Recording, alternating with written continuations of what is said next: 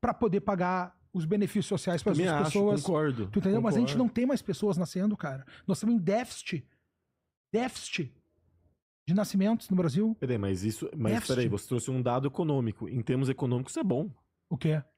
Dado que tem menos pessoas? Por exemplo, a população da Europa vem envelhecendo. Sim. A pirâmide já não tá aguentando mais. Sim. A estrutura previdenciária. Não é ruim? A estrutura previdenciária não aguenta mais. É ruim, né? É muito ruim. Né? Então tu entende que a gente tem um custo não só social, não só econômico, mas geopolítico.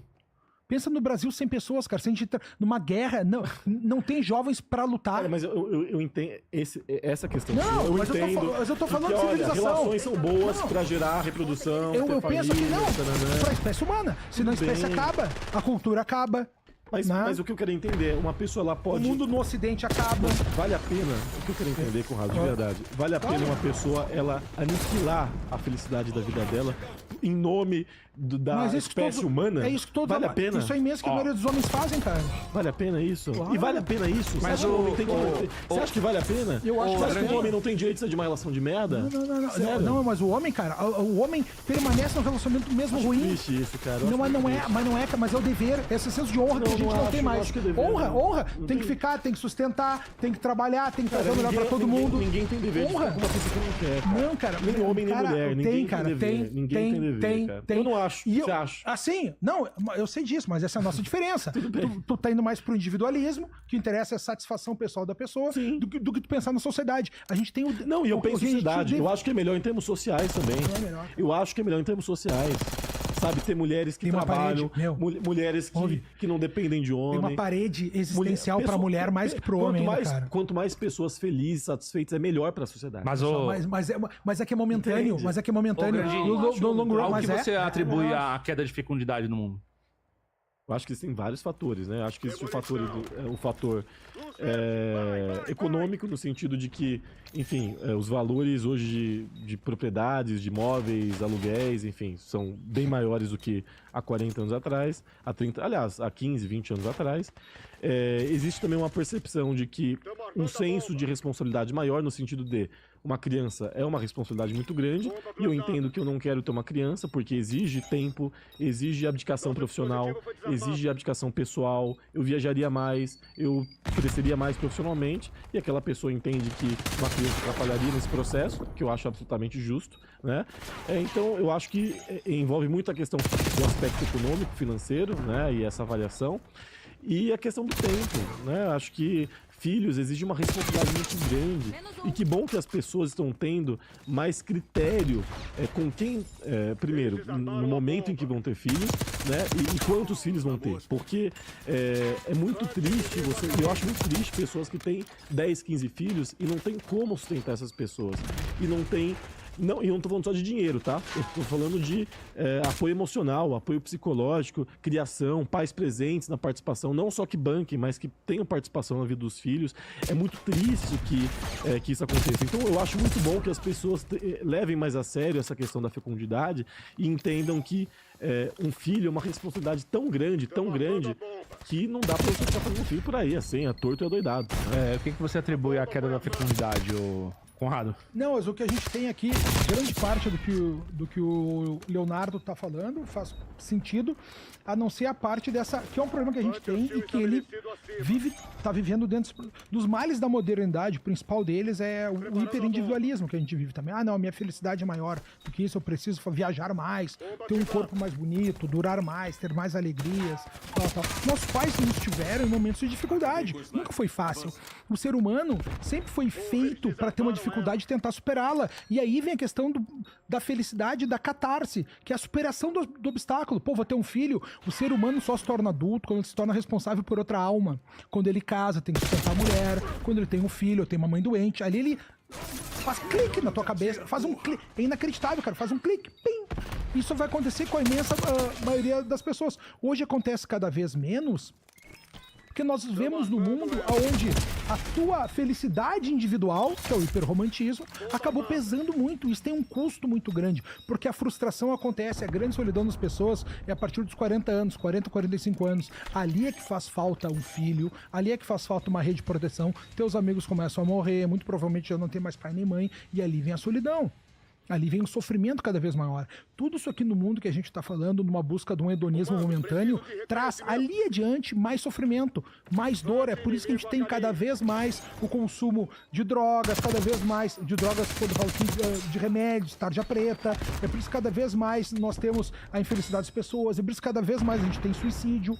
O mundo vem sofrendo as consequências existenciais disso de uma maneira muito mais premente. Tem um filme, cara, que eu acho que não sei de que, acho que é 2002, cara. Idiocracia. Já viu? Não, nunca vi. Cara, Isso é legal. bom. Porque esse filme era lá em 2000, acho que é 2002, veio o ano pra mim aí, cara, no IMDb. Bom, não é necessário. Mas vamos dizer 20 anos atrás, tá? Esse filme, cara, era uma comédia de 20 anos atrás. Hoje não é um drama. É um cara que fica congelado no tempo, ele vai pro futuro, e as pessoas, os caras inteligentes, os caras que nem tu, cara que estudou, teve condições, fez bom colégio, leu os livros, fez as viagens, não procriam. E quem procria é o Homer Simpson, entende? Vai tendo mais filhos, vai fazendo mais coisas, tal, tal. Então aquela é a genética que vai adiante. Essa genética dos caras que seriam responsáveis de uma aristocracia para levar o mundo adiante, nós já não temos mais. Isso a cultura perde como um todo, a civilização perde como um todo, com pessoas mais burras, com as pessoas com menos acesso ao saber, porque essa aristocracia que a gente... E eu não tô falando, quando a gente fala aristocracia, tem um termo, parece meio pedantismo, mas o conceito de aristocracia é a administração dos melhores. Eram as pessoas mais preparadas, que tinham os melhores posição de dizer que era questão de elite. O que é elite? Elite é o seguinte, cara, nós estamos imagina que a gente tá num cinema, tá? O cinema pegou fogo. É aquela pessoa que é capaz de entender que pegou fogo, reconhecer onde é que tá a saída de emergência e conduzir as pessoas para sair de lá. A gente tinha essas pessoas antigamente. Essas pessoas estão acabando. Não vou mais me arriscar pelos outros. Eu não vou mais skin in the game, que é um livro do Nassim Taleb lá. Não, as pessoas não arriscam mais a própria pele pelos outros, que são os heróis e os santos. Não existem mais heróis e santos. A gente tá num mundo que é muito mais fácil tu ser o homem fraco. Daí nós não temos mais honra. Daí essas mulheres que saem dos relacionamentos ou que querem os novos caras, já não tem mais macho pra elas. Tem submachos, que é os caras mais fracos, os caras mais inseguros, que cometem mais violência. Entende que esse círculo vicioso que a gente vive só fica pior? É dali que vem os machos violentos. O macho violento é o cara que não tem uma representação de um pai correto, de uma relação positiva entre pai e mãe. Acho que e é um aí cara mau mundo... caráter, é um cara que Mas tem o mau desvio de caratismo, índole. mas vem disso. Não é uma coisa mágica. É um ou outro que vai ter um desvio Qual que é o dado psicológico. objetivo, o Conrado? Mas o você dado- dizer que mas eu não- o caráter de uma pessoa... 43% da população, mas pessoas tá bom, mas você vai repetir abandonadas. isso eternamente, Não, mas mas isso eu- não é o dado, esse não é o dado. Mas isso é o dado. Qual que é a relação entre... De figura paterna e materna? Entre relacionar caráter com se foi criado por um homem e uma mulher, sabe? Esse tipo Tu de não coisa. sabe? Não, não tem um dado. Teoria do apego, claro que sim, meu. Teoria do apego. Não, isso- Bowlby e Conrad Lawrence. Peraí, teoria do apego não é dado. Qual que é o Teoria dado? do- Numérico. Cara, mas eu vou te explicar. 43% dos Mas lares deixa eu te são mães explicar. solteiras. Não, Tudo não, bem, não, isso a gente já entendeu. Esse é o resultado. Mas qual que é? Mas vou te explicar. Existem 1000 Eu te variáveis. explico. Mas não são 1000. Tem Existem uma 1000 variáveis. porcentagem. A questão econômica, o cara nascer numa quebrada, o cara nascer de classe média. claro. Pô, eu Cada um tem a sua vamos falar, realidade. vamos falar. Assim, quem tem relação com pessoas de classe média alta, a maior parte das... É pouca gente que é da classe média alta. A maior parte... Pois bem. Acho que dá 20 milhões. acho, no Brasil. Pois bem, a maior parte dos jovens, especialmente do meu ciclo, de outros ciclos, aí tudo bem, é um fato empírico, Tá tudo pessoal, certo. tudo bem. Fala. Os pais são solteiros, mas essas pessoas foram criadas com condições, foram criadas com condições materiais para isso, são pessoas que têm bons empregos, são pessoas instruídas, são pessoas inteligentes e foram criadas por pais separados. Quer dizer, existe um aspecto socioeconômico. Acontece. Não é só sobre Acontece. ter pais A imensa não é sobre ter pais separados. Existem várias variáveis que envolvem esse Olha tipo só, de coisa. mas ninguém tem dúvida disso. Agora, a tendência é, se não tiver figura paterna e materna, é ter um relacionamento disfuncional no futuro. Então você está dizendo Pessoa que... ter. peraí. Tende mais, e quem não tem uma figura paterna e materna no relacionamento, a ter a repetir um relacionamento disfuncional. Então você está dizendo que uma criança que é criada por um casal de homens, ela tende a ser disfuncional. Não sei. Nós temos esse dado já ou não? Peraí, agora... Vamos lá. Não, é que assim, ó, pra mim... Importa? Não, porque você disse que precisa de uma figura materna e uma figura paterna. Mas qual que é a questão Logo, mesmo? Logo, Qual que é a questão mesmo? não, o Conrado disse que precisa de uma figura paterna, uma figura materna para que a criança Sim, não seja sim, funcional. sim, Ou sim, seja, uma sim. figura paterna e uma paterna que cria uma criança. Falta, assim, ó, se esse casal, porque assim, ó, ela vai ter depende problema das de caráter relações, por conta disso? Tem- Vai ser disfuncional? tem a tendência, olha só, a tendência é que as relações homossexuais é muito diferente, tá? Tem homens que representam o papel feminino e tem homens que representam o papel masculino. Tem vezes que tem troca, tem vezes que é um só que transa, o outro não transa, Não, um dá e outro não. são dois homens. Não, mas daí tem que ver se tem uma figura feminina que não vai ser a tendência que a outra humanidade tem, tendo uma fêmea no lugar de fêmea Ó. e um macho no lugar de macho. Pouco interessa a prática sexual, que nem duas mulheres. Duas mulheres. Boa. Vamos colocar um vídeo. Eu quero que vocês façam um react aí, dá uma opinião, vai. Vocês estão muito na teoria. Quero saber o que vocês acham sobre a glamourização do job. Sabe o que é do job, ô? Lógico, Ô, que eu sei, Grandinho? lógico Sabe o que que é o job, ô Conrado? Prostituição. Eu sempre bato na tecla lá que Santa Catarina é o lugar da prostituição e do conservadorismo. Não, mas Mas eles tem mais combinam. cara rico, tem mais mulher, Eles cara. combinam, né? Meu- Aliás, o retrato dessa gente é hipocrisia, lógico. Mas não é hipocrisia. Lógico que é é hipocrisia. oferta. É onde tem a grana, É cara. onde tem a grana, cara. Onde tem quebrada, onde tem cara quebrado, não tem mulher nenhuma. Ou você é conservador ou você come puta. quê? Ou você é conservador ou você come puta. É lógico que é uma hipocrisia. Cara, Não, peraí, tem mais peraí, acesso a peraí. dinheiro. Não, tem mais oferta de dinheiro. Não, tô falando de ideologia. Ou você é Tem mais conservador. ricos. Tem mais ricos. Mas eu não tô falando disso. Mas também... quem falou que nós somos filhos dos ricos Mas eu não casados? tô falando disso. Eu tô dizendo que ou você é conservador ou você come puta. Você concorda? Ou tu é conservador, ou eu come puta? É, ou você tem que escolher uma Sem coisa ou dúvida, outra. Ah, sem então dúvida. pronto. Então é uma Sem hipocrisia. dúvida. Por quê? A galera que defende o Por quê? conservadorismo come puta. Não, cara, Não é hipocrisia? Mas olha só, mas tu não tá entendendo. Então vamos. Tu pode ter um conservador que tem uma vida de celibato, que tu não tá casado, celibatério. Não, pressupõe isso. Solteiro. Um Olha aí, que bonito que eu tô, cara. Vamos, põe o vídeo aí, vamos colocar o vídeo. Quero ver o que vocês têm a dizer sobre isso aí, vai. Pronto. Glamorização do job. De pessoas como o senhor que acham que vê essa glamorização do job. De pessoas como o senhor que acham que mulher tem que ganhar dinheiro. Achar bonito a mulher ganhar dinheiro, competir com o homem, aí ela vai, porque se ela quiser quebrar a regra, como mulher vive no fácil, ela vai conseguir. Onde é que uma mulher jovem vai ganhar dinheiro? Como é o nome da menina dizendo que pagando 200 mil de DARF por mês como é? OnlyFans não, como é o nome? Privacy. É isso. Algum cara consegue pagar 200 mil por mês de DAF no Privacy? Não consegue, nem isso. Se você botar a mulher pra competir com o cara, ela vai vencer na força física ou ela vai vencer vendendo a coisa mais valiosa que ela tem? A coisa mais valiosa que existe no mundo são as pessoas.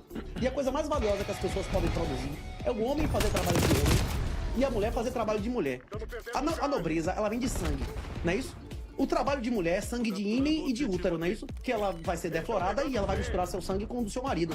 E o do homem, onde é que vem? Vem do seu sangue, do seu auto-sacrifício, como Jesus na cruz, não é isso? E o sangue dos seus inimigos em combate. Isso quem diz não sou eu, é a primeira página da Bíblia. Do seu pão virá do seu trabalho, não tem lá. E pra mulher, o seu prazer será do seu marido que a governará. Tem isso na primeira página da Bíblia ou não? Eu não tô dizendo isso da minha opinião. Deus ordenou isso no Antigo Testamento, não é isso? Há milhares de anos. Pronto. E aí? Pronto. Cara, eu acho que se as pessoas não tiverem pai e mãe, na imensa maioria vai estar todo mundo fazendo OnlyFans aí no futuro. Nossa, Porra, não mas fala vai, isso, aí vai aumentar mais. Claro. É mais fácil, cara. Mas é mais fácil. Deus. Pelo amor de Deus. Calma, mas é um dado específico. Não tem dado nenhum. O trabalho zero, pra né? mulher. Agora aquelas coisas polêmicas, né? Mas o trabalho pra mulher sempre foi uma opção. Ela tinha a opção de ficar em casa cuidando dos filhos. Vamos falar de dado? Qual que é a porcentagem de mulheres que tem OnlyFans? Cada vez maior. E de homens que Qual que é têm. a porcentagem? Não. Olha, eu não tenho esse dado, Mas é cada mas vez- certamente mas não para de aumentar. é 0,00%. Porque são as que vale a pena, o resto não vale a pena tu consumir. Ah, você avalia assim? Sério? feias, Óbvio. Você acha que 99... Óbvio. Você acha que 99,99% das mulheres são feias? Cara, mas olha só, é Não, pior que isso. peraí. É pior que isso. Peraí, Conrado, você É acabou... pior que isso. É pior que Você isso. acabou de dizer que 99,99% Olha só, é pior que isso, são cara. feias as É pior mulheres? que isso. Não é que são feias, É é pior que- que isso. Eu não acho, É não, pior cara. que isso. Talvez, se você É acha pior isso, que tem isso. que reavaliar alguns posicionamentos. Não, é pior que isso. Tu acredita? Meu, Se olha você, só. acha isso, tem que reavaliar algumas Pegar os pessoas. dados, meu, Você... eu vou- Não, Calma aí, peraí. calma aí, deixa ele falar. Fala aí. Peraí. Você disse que Não, 99... deixa ele falar. 99,9...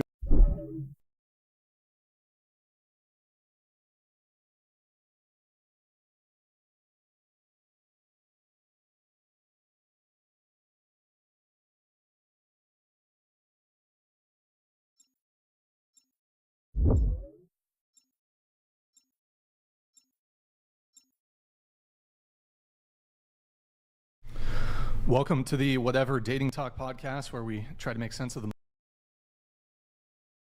channel on YouTube. I'm a content creator. Appreciate you guys having me tonight. All right, welcome everybody. So we're going to go around the table once more. What's everybody's current relationship status? So are you single, talking stage, situationship, friends with benefits, relationship, married, polycule, whatever? If you're single, how long have you been single? What's the longest relationship you've ever been in? Starting with you, go ahead. I'm currently single, and the longest relationship that I've ever been in was 7.5 years. How long have you been single? Probably about 9 months. All right. What about you? I've been single for about 6 months, and the longest relationship I've been in was about 4 years, and I was married. Were you engaged or No, looking for rings. looking for what? Rings. Like, we were almost at that stage. Single, longest relationship was 7.5 years, and I have been single for a year and a half. Yeah. I'm currently in a relationship with question mark and have been in the relationship for about a month. My longest relationship was 2.5 years. What do you mean question mark? We almost broke up an hour ago, so it's okay. Is he here in Santa Barbara? No, he's back in New York City. Oh, you flew here, right? Yeah. Okay. Why did you almost break up an hour ago for the Whatever podcast? It's just I'm thinking about moving to California, so we'll see. So you had a semi-breakup conversation right before the but dating podcast. he had to go on set and I had to come in here. So he's like, we'll talk about it. And I'm like, okay, bye. He had to go on set? Yeah. Is it Ty Diggs? Oh. Ty Diggs, wait. Tay Diggs? Tay Diggs. He's in New York, right? I wish. Okay. Oh my God. Yes, I am currently single. My last relationship was 5 months ago, and my longest relationship I've ever had was 4.5 years. I'm single, and I've been single for about 3 years now since I came to Christ, and my longest relationship was about a year to 2 years. A year to 2 years? Yeah, I'm sorry, that's a large gap. Year and a half. And you said you've been single for 3 years, was it? Mm-hmm. Okay. What about you? I'm single. My longest relationship was a month, and I have been single for 6 years now. Longest relationship a month. Yeah. But you've been single for 6 years, so you in your 20, correct? Yeah. So your 1 month relationship was middle school, 14? No, I was a freshman in high school. Okay. But you were like 14 or something? Yeah. Around there? Okay. What about you? I'm currently single, and I've been single for 19 years. Okay. So what's the longest period of time you've ever seen a guy, dated a guy? A month. 1 month? But it wasn't like dating or anything. What was it? Talking, I guess. What does talking mean? Like, talking like every day. When was this? How long ago was this? This was sophomore year in high school. Okay. And no prospects since? Like a 2-weeker?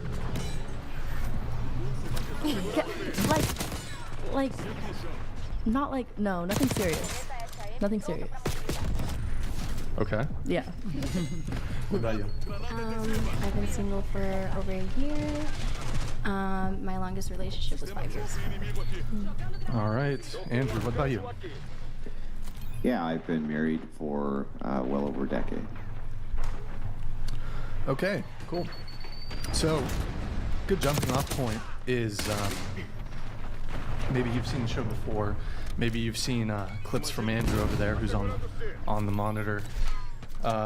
Maybe some of you aren't super familiar with the show. Maybe some of you are. A good jumping off point we'd like to do is there anything that anybody disagrees with that you've heard from me, from Madison back there? She's had some hot takes, and then from Andrew. We'll start there. Anybody? So far, no. Okay, that makes my job easy. I have something. Sure. Wow, that's starting right off the bat. I think that the point of the show, I even like in your previous video, like you mentioned that the bread and butter of the show is to kind of almost in a way make fun of certain women and their different Wow, that's slander. I'm going to interrupt you right there. Those words have never exited my mouth, so please actually state something correctly that I've said. Go ahead. Okay. So, I think watching like the previous shows, I felt like there was a lot of obviously disagreements, as there's a lot of women here and even men. But I think there's a lot of like casting stones in a sense. Not that the law in the sense that, you know, doing certain things are good or bad. Like I'm trying to explain, I'm like nervous. But like the show tends to like cast stones at certain women, and I see the comment section too. And as a Christian, I feel like that's not what, you know, Jesus calls us to do. We don't cast stones at each other, especially when we have a log in our eye, like our own pride and our own sins. We're all sick with sin, and we all need an antidote. Okay. That sounds like you're making a judgment. Are you making a judgment? Yeah, and I don't think judgment is necessarily bad, because we need to be able to judge to, you know, see, you know, if somebody's doing something bad or not. But the kind So what's the actual criticism then? Yeah, so the kind of judgment that I'm talking about, it stems from like pride, and this is something that, you know, we see Christ warning us about, saying, oh, I fasted 2 times a week, I pray, thank God I'm not like these tax collectors or these sinners. And Jesus really comes down hard on the Pharisees. And I kind of feel like that is where the show tends to go. And I don't think that's the point of Christianity. The point of Christianity is that we all need like a savior. I actually don't understand the criticism here. So the criticism is that you think that there's too many people who are on the show who are too pious and are virtue signaling? Yeah, I think it's like extreme on like both ends. You know, there's on one end a complete lack of morality and relativism, so there's no good, there's no wrong. And then on the other end, it's like judging women and making fun of these women that come on. Well, I don't understand. If you're a moral relative and you are arguing with a moral objectivist, which you are because you're a Christian, that's how that's going to sound, right? In order to demonstrate that somebody's a relativist, you have to demonstrate that they would move towards absurd conclusions because they don't have objective morality. How else as a Christian could you demonstrate that? Yeah, and I actually agree with you. I think that the purpose of the law to show them is kind of like going to a doctor's office and saying, here is the symptom, like we're morally sick and you need a cure, and it's not I'm better than you because your sins are worse than mine. And after studying some of the videos that I've watched on the Whatever podcast, that's just kind of the conclusion that I came with the type of language that we use, the way that we laugh at each other. I don't think we would be laughing at each other when we see that, you know, the wrath of God is like hanging upon us. And if we're a Christian, like we believe in hell and that's God's judgment, like it's not a laughing matter about our sins. Like we're all sick and we all need Christ. So then to dive into this, let us play a game of pretend. Let us pretend that you are arguing with an actual prostitute who sees nothing wrong with being a prostitute. Can you explain how you would make an argument Grid to One stop being a Motorsports prostitute? donated $100. It is my job to cast the stones and make fun of those that deserve it. Hasbull, get the rocks. Nick, we are going to need a lot. So exactly, that's my point, is what this individual said, and I'm not okay with that. Throwing rocks at women who... Get the rocks. Yeah. Abdul? Yeah. Get the rocks. Get the rocks.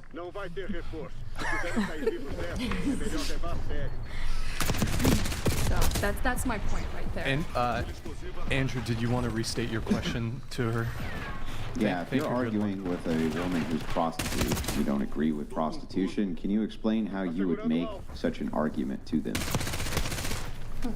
Well, first of all, you know, because I'm a Christian, I would say that, you know, in the Word, in the Bible, like God says that sexual immorality is wrong, And yeah, but they reject that. right. And so we would have that conversation, but my heart attitude, like the heart Okay, well, attitude. we're having the conversation. They already rejected it. Sorry. So can you explain to me how you're going to show them the error of their way? They reject the Bible. They think it's a 2,000-year-old book of lies.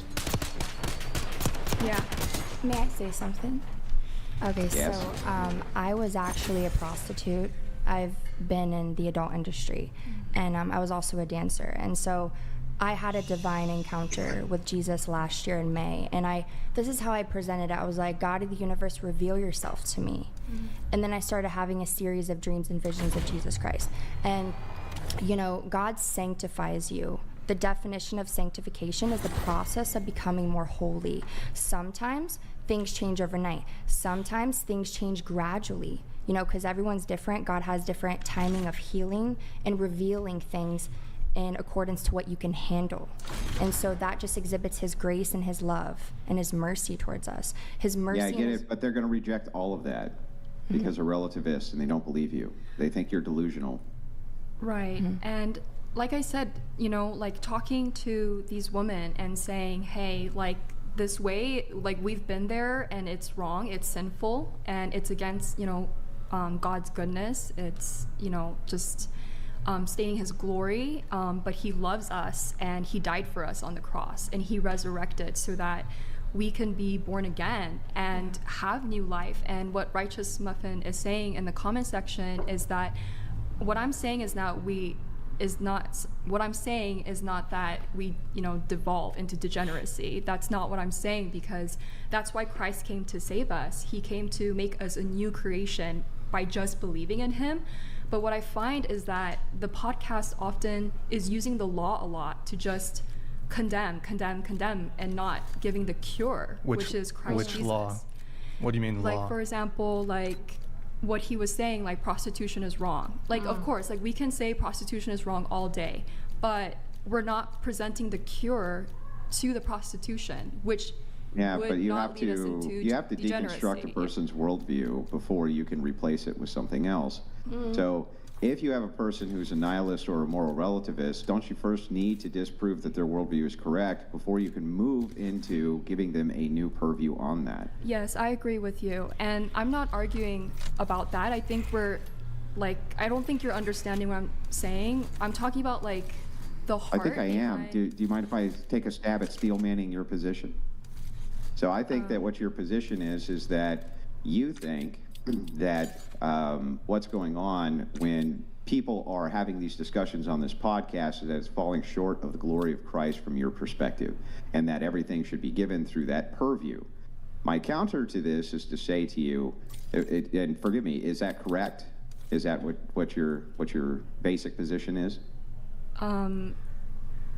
Yes. Okay, But- so if that's the basic position, then my counter to this is, if you are going to convince somebody, it's generally best, and you'll see this in the best Christian apologists who've ever existed, to meet them where they're at. And if you meet them where they're at, right, you have to deconstruct and destroy their worldview first before it can be replaced with something else.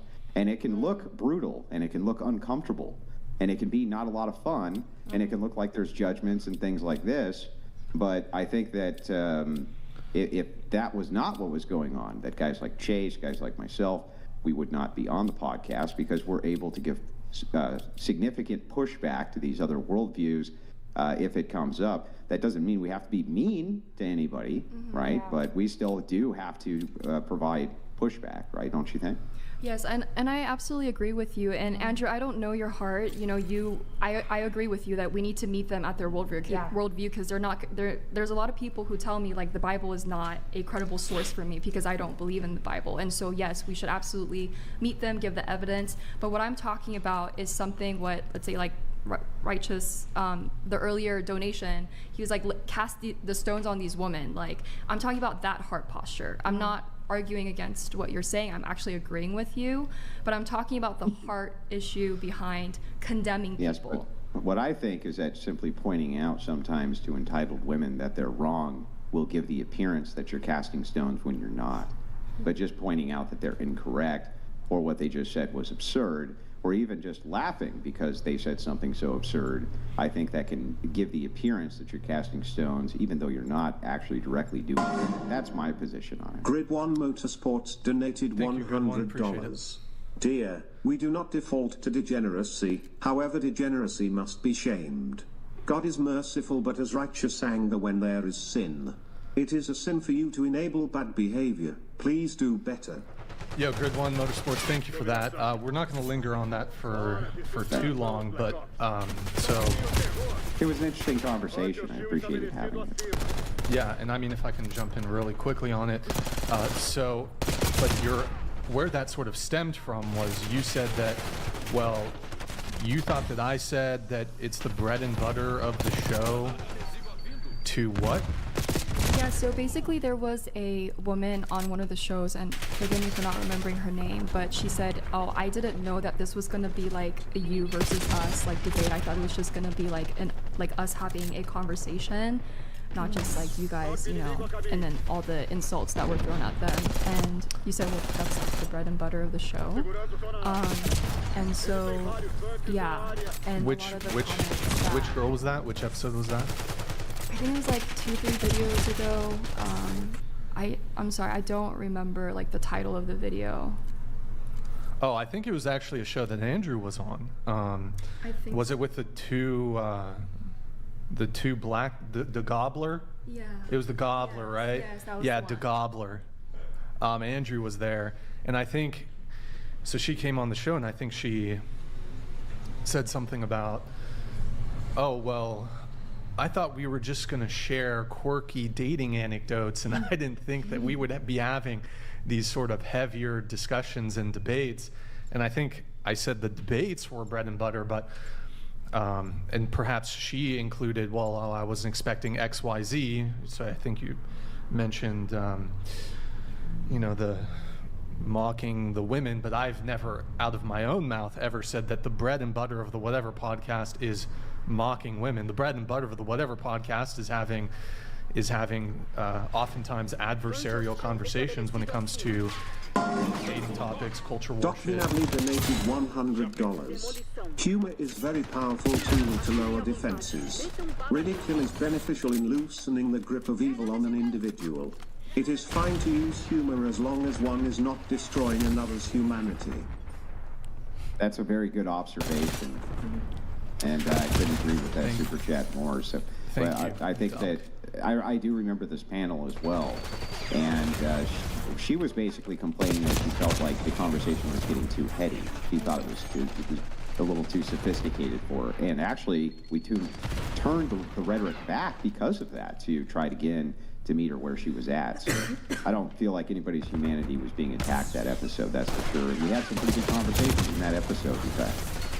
And just last thing, so you also mentioned, well, some of the chatters, some of the TTS comes through. Sometimes those can be insulting or critical of the guests. And look, I can say this, you know, the internet is an interesting place. People, when you're anonymous, you can sort of talk in a way that you wouldn't otherwise talk to somebody if you're face to face with them. But as a man, as an individual, I don't know how to be responsible for the words somebody else says, because your initial comment was directed towards me. But I can't be responsible for, by the way, shout out, I don't know if Arico TV is still in the chat. I don't know how to be responsible for what he says. I don't know how to be responsible for what Grid One says. I just know how to be responsible for the words that come out of my mouth. So I can't really take claim to what anybody else is saying, you know? Yeah, thank you for your response. And I'm not saying that you're responsible for what other people do. That's why when I'm talking about this, I'm talking to everybody, including the people on the internet, because we're all human beings. And this is the calling of the Gospels, to not hate one another or make fun of one another, but to love one another and see that we're all sick and we're in need of a savior. So that's the position I'm coming from. Donated $100. Chat, would you rather get a massage from a gay man or surgery from a female doctor? Serious surgery. So basically, would you rather get a massage or die? Show Andrew. Let's see.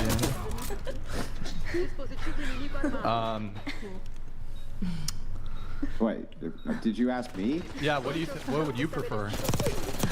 I think the surgery's happening, bro. Wait, you'd rather get serious surgery from a female doctor than just like a massage from a gay guy? Yeah, I think so. Okay.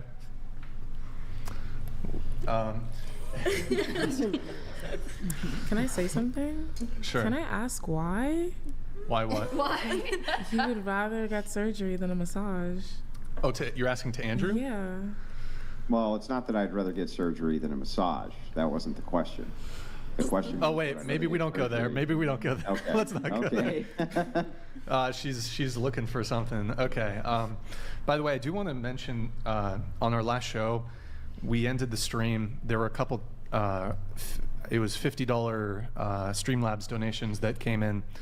We missed them. I'm very sorry, guys. Normally it's very rare that we miss any super chats or Streamlabs donations. I think they came in there at the very end. It just slipped my mind. If it's a Shannon Lacey and DDR Nav 314. I apologize that we missed your chats on the last show. You know what? Maybe I just read them. I'll read them really quick. Nav just said, "Thank you for fighting the progressive biases and honoring well-reasoned discussion. Appreciate it." And then the other one, I'll message you, Shannon. I'll message you directly and see if you want to resubmit these for another show. Okay, so anybody else? Any disagreements on anything? Let's just get to the topic. Okay, so I wanted to check in on everybody's relationship status. So everybody here is kind of single except for you, but you just had a breakup, semi-breakup conversation. Single.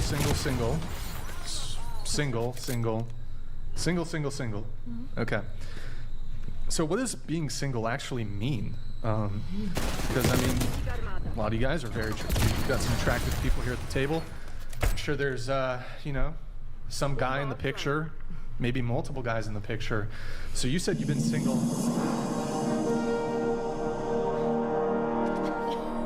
Flan Life, thank you for the gifted 20 memberships.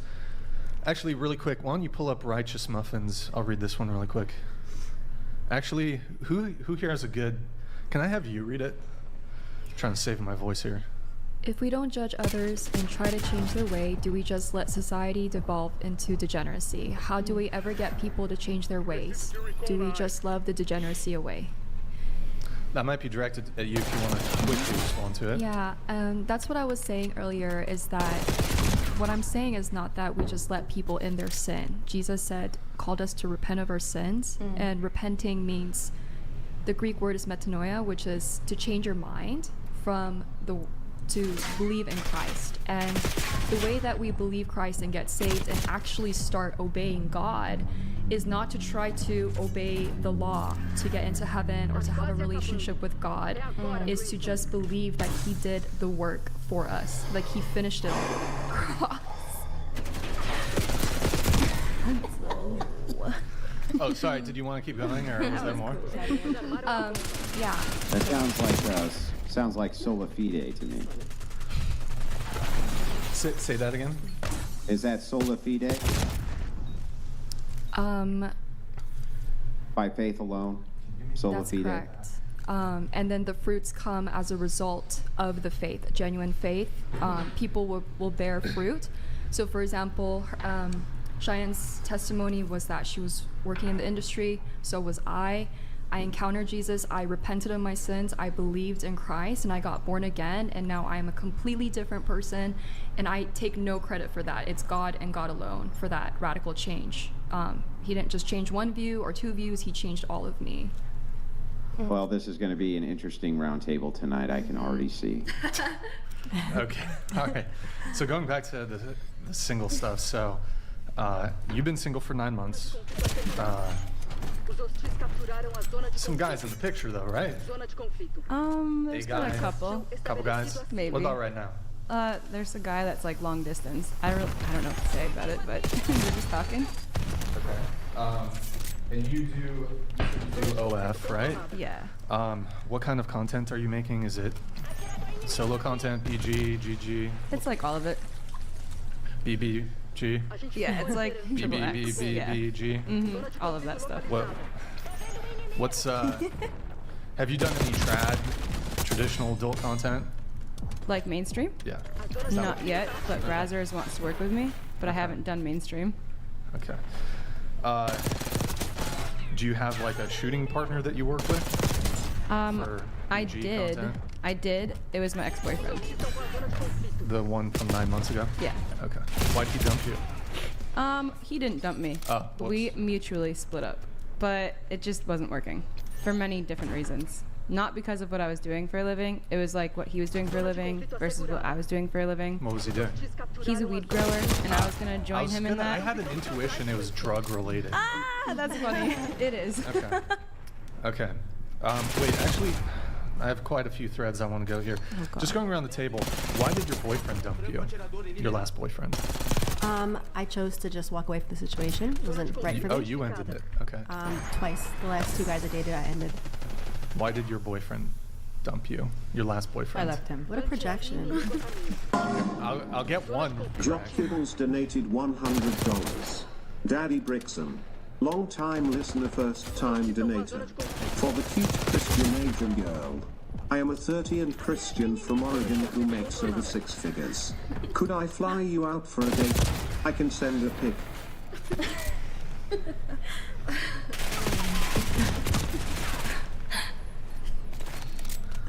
No comment. Sorry, I don't know how to respond to that. Well, he's asked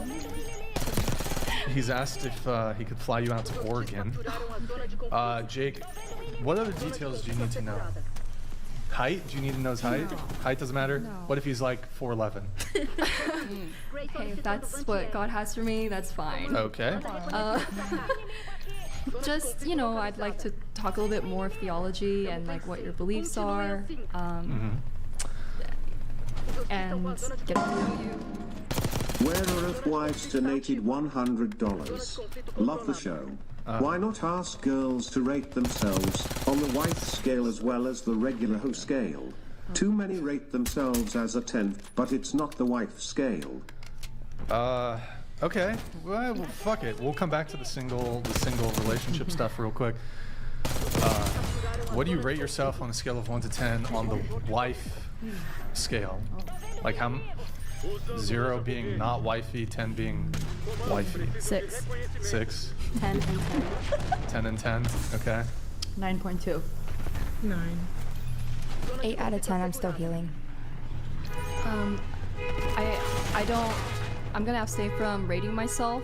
I don't know where I'm at with that. I think that's only something God knows and prepares us for. So I'm gonna abstain from rating. You're gonna abstain from your wifey score. Yeah, I'm gonna abstain. Do you have a self-assessment? No. Okay. What about you? An 8.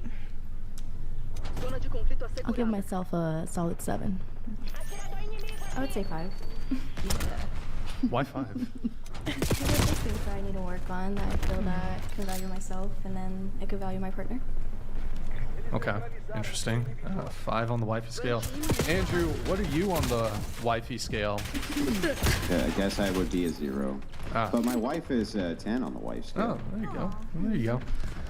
Okay, that was an interesting one. I feel like we should almost just jump in immediately to this. Ask everyone to rate their looks. A little early on this one, but fuck it. I need to stop cursing. I don't know, when I'm sick, I start cursing more. Ask everyone to rate their looks on a scale of 1 to 10, starting with you. Your looks scale 1 to 10. I don't know. I guess a 9.5. If you want to just say 10, you should. I'm not conceited. I'm not gonna say 10. Oh, so you're not conceited, but No, okay, not really. 9.5. Okay. I can be conceited. What about you? I think 9.8. 9.8. Okay. 7.5. Okay. I could be better. I can't rate myself. Of course you can rate yourself. I really, beauty's in the eye of the beholder, so I feel like it just be, if I rate myself and how I look, it's different to everyone else. If I say 10, people say too conceited. I'm not scared to be too conceited. I love myself. but I just can't rate myself. It breaks the scale. That doesn't make any sense because if you're on your wife's scale, you put like 9 or 10. That's also a subjective metric. Looks isn't a title. Wife is a title. Looks isn't. Yeah, but they're both a subjective metric. So why could you rate yourself at one but not the other? That makes no sense. I can rate myself for wife because I know what it takes for me to be a wife to my husband, not just being a wife, but to my husband. So I know what it takes to do the task and how to fulfill it. But now, are you married? I've been proposed to 5 times, but I'm not married by choice. You're not married? Have you ever been married? No. So, what's your reference point here? I know what it takes for me to be a wife and how to fulfill that job. But for me, is being a wife just you, or is it also what your husband thinks of you? Being a wife is a title that my husband gives me. So not just what my husband thinks of me. If he thinks I'm the most amazing wife ever, calls me a 10, this, that, and the third, and I become a 0, I'm still a 10 because of what my husband thinks. But asking me to rate myself based on what I think of myself, I can't do that. I think everything is... But you can do it as a wife? I don't understand that. That makes no sense to me. I don't know how you can rate yourself as a wife but not be able to rate your looks. It's like asking... it's a subjective metric. It's like asking, how great do you do your job if you work at Wendy's? I think working... Yeah, I feel like the Wendy's workers get self-assessment tests where they answer that question, right? Yeah, because they judge themselves based on the task of what they're doing for that job. But if you ask them, how great do you look in that uniform that you're wearing, that you have to wear, they're going to say, oh, I feel like they could answer that too, right? Maybe, but it's more like someone else thinks they look amazing and they think they look like a 5. Do they look amazing or do they look like a 5? Which one is it? I think I look great in the pants, but the shirt isn't all that great. I think my hair looks nice in this hat. The split over one. Well, I mean, but that sounds like you can adequately rate yourself in a Wendy's uniform then, right? Like, don't you rate yourself for how you're dressed or how you look or things like that? Don't you give yourself a rating and that determines what your fashion sense is to begin with?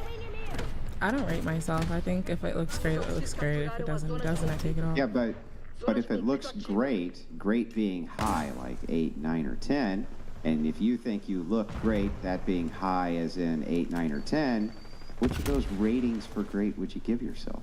Well, they did say looks, like let the girls rate themselves on their looks. So are you basing me in an outfit or basing me naked? It depends.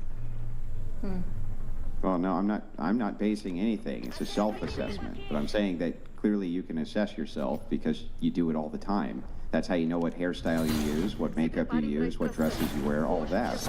I might assess myself, but I don't rate it.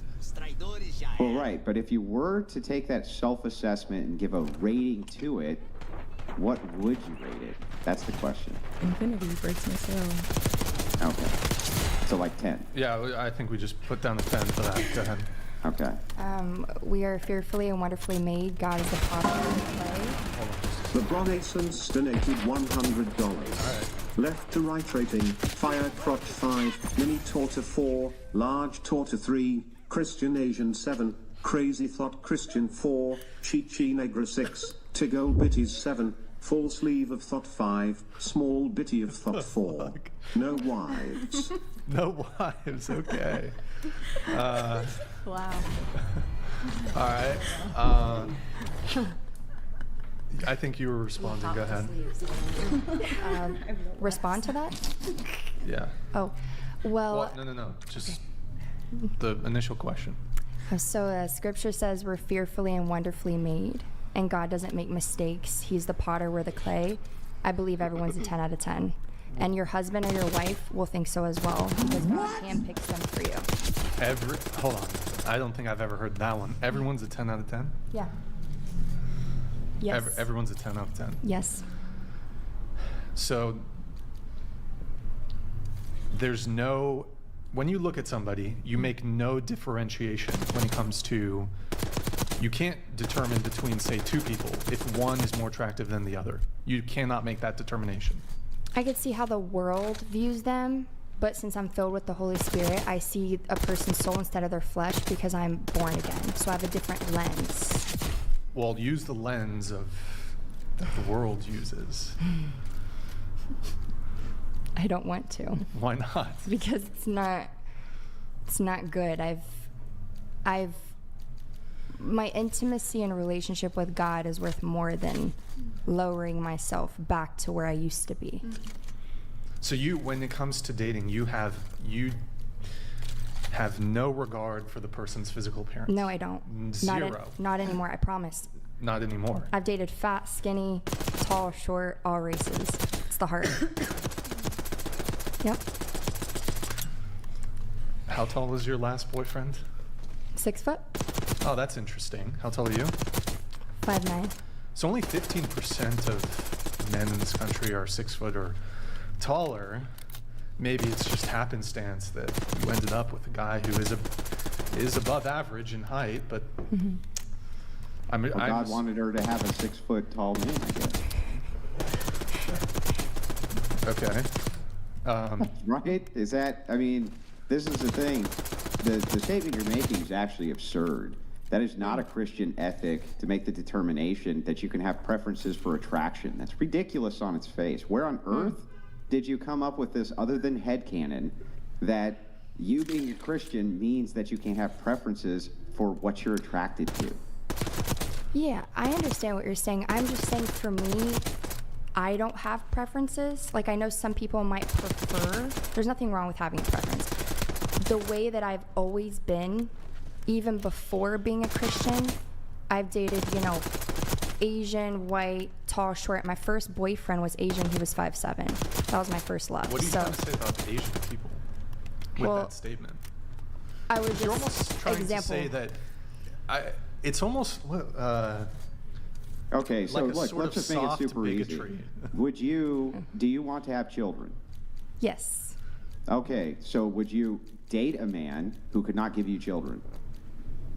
No. Okay, well then it sounds like you have preferences. Mm-hmm. And that's okay, right? That's totally fine for you to have that preference, isn't it? Yeah, and I can answer that if that's okay. So last year, it was so funny, like 4 days before what I'm about to tell you, I was praying and I was like, God, I'm okay if you don't give me kids. I just want whatever you want for me. 4 days later, I had a vision that I had a husband and kids.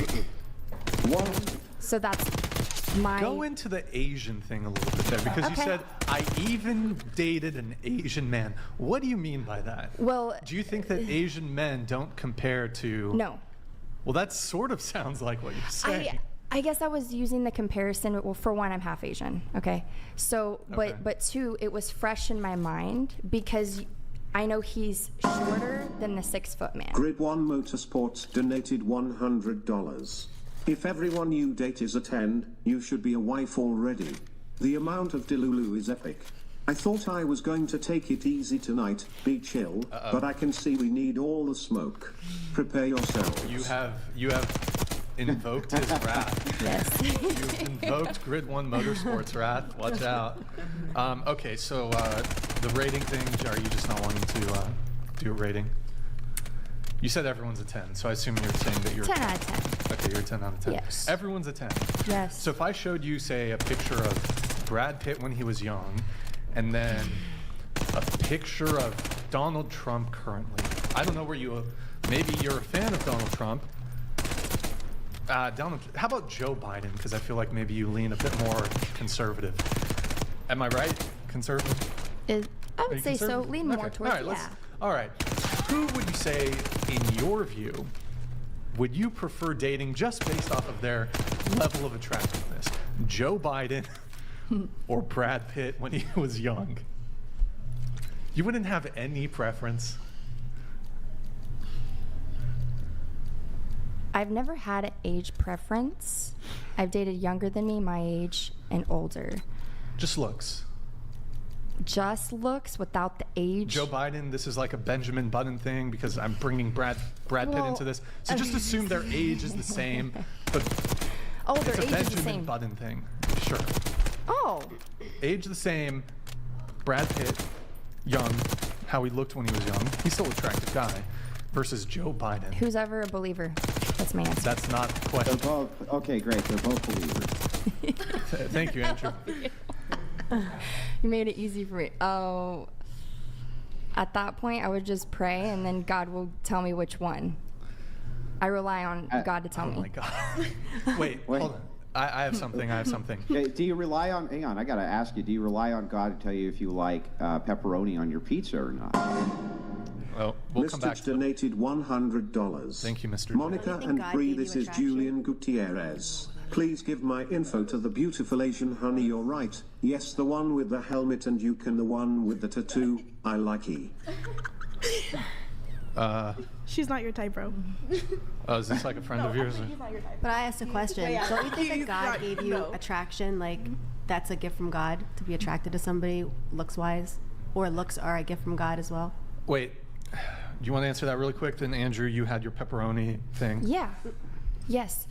So definitely, of course, like attraction does aid, and obviously, physical attraction aids, in the sexual attraction. Like when you're married, it's more intimate. God gave sex as a gift, So I would say yes, it does, but it's not the main thing. That's an additive. That's a gift outside of what's really important, which is the heart of God and following in His will. Yeah. What's going on here is something you should assess, because the gal who was next to you had a criticism, and she's a Christian. Her criticism was about essentially falling short of the glory of God is one of the criticisms she has of the show. And yet, what I'm hearing from you is actually piety signaling. This is piety signaling. Saying that it's so over-the-top ridiculous to make the claim that you have no personal preferences. I don't even know where to begin. Do you like pepperoni on your pizza? I actually don't like pepperoni at all. Great. Were you informed of that by a vision from God? God made my taste buds, so apparently not my vision. No, just naturally. Right. Wait. So your taste buds informed you? Yeah.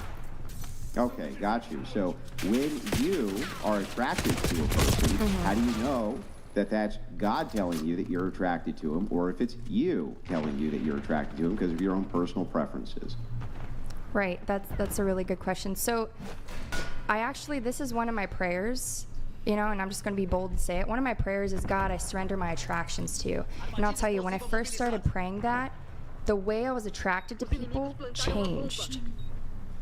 Prior I started surrendering to God, I was attracted to guys that were just not healthy for me. And it was also because I wasn't healed.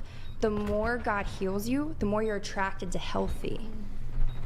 Yeah. So did you yield over your taste buds to God as well? Yes. Okay, so God doesn't want you to eat pepperoni?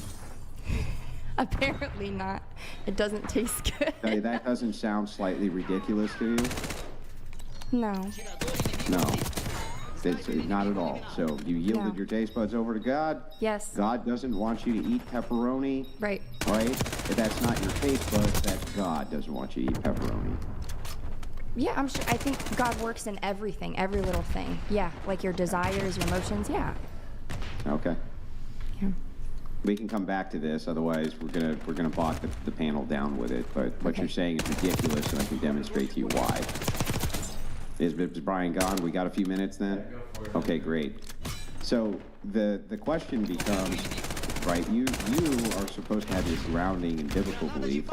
I'm guessing you're some kind of Protestant, right? What kind of denomination are you? I would say, if I had to pick one, non-denominational, but I believe in both the Old and New Testament, so everything, yes. Non-denominational. Yes, I have a relationship with God. Yeah. So this makes you the interpreter, right? You're the interpreter of the Bible. An interpreter, would you mind elaborating on that? Yeah, how do you know what you're reading in the Bible is true? The Holy Spirit leads me and gives me revelation and wisdom. Now let's assume for a second somebody's next to you who also claims they have the Holy Spirit inside of them, and that's how they get revelation, and you have a disagreement. How do you know which one of you is right?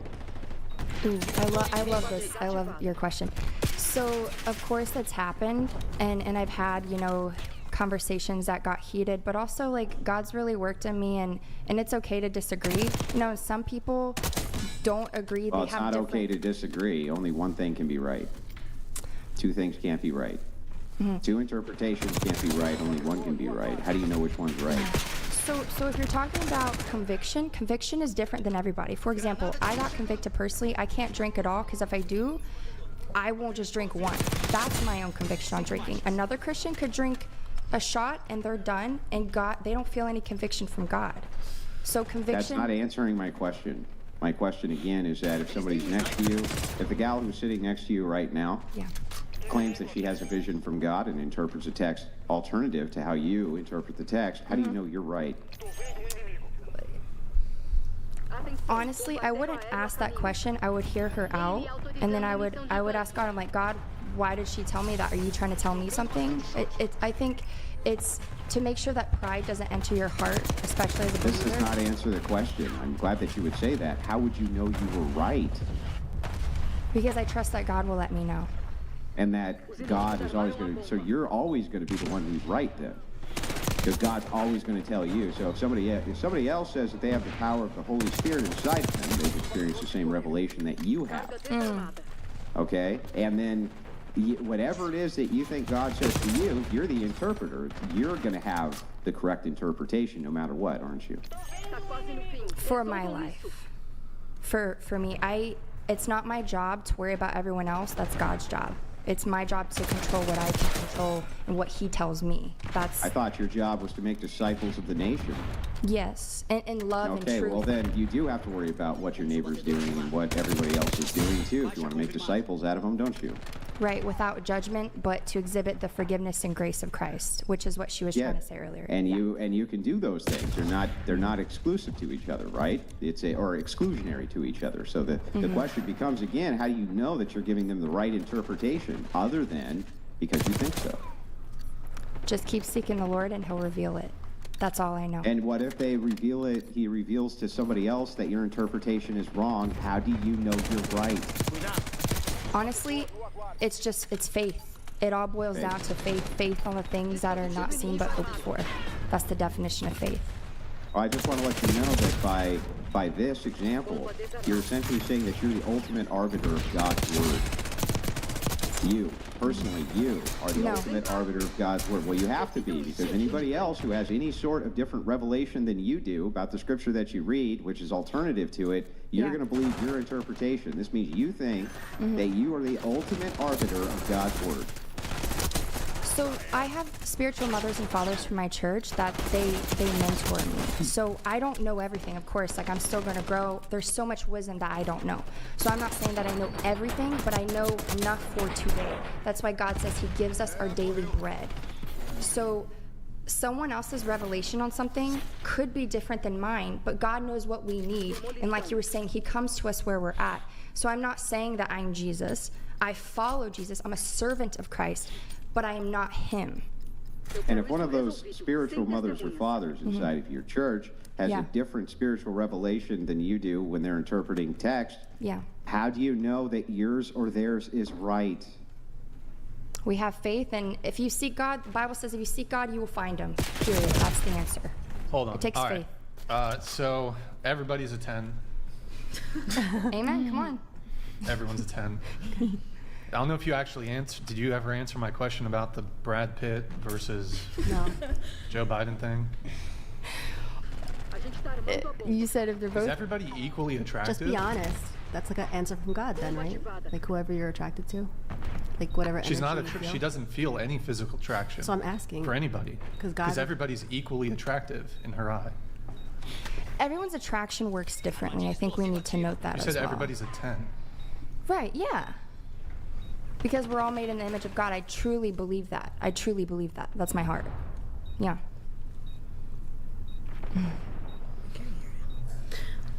But it's like the same way that you know that you don't like pepperoni, you would know if you don't like Joe Biden and you do like Donald Trump or whatever the comparison he did was. So you do have an answer in your head, you're just not speaking it. Would you date somebody who's obese, morbidly obese? I have before. You have before. Would you prefer to date someone who's in good physical health versus who has a fit body versus somebody who's morbidly obese? You have no leaning. If you're talking about health-wise, since our body's a temple, yes, of course it would, be probably in a sense a wiser choice if someone's actively taking care of themselves, but also someone could also be obese and still be taking care of themselves. It could be a health condition that they have. So, that's a very open-ended question, but I would just say like I said, I've been attracted to skinny and obese. Wait, so you're saying, I mean, we're so getting off the rails here, but you're saying that somebody could be morbidly obese but be in good health? I've met some people that had conditions and they worked out every By day. virtue of being morbidly obese, you are almost definitely, you are not in good health.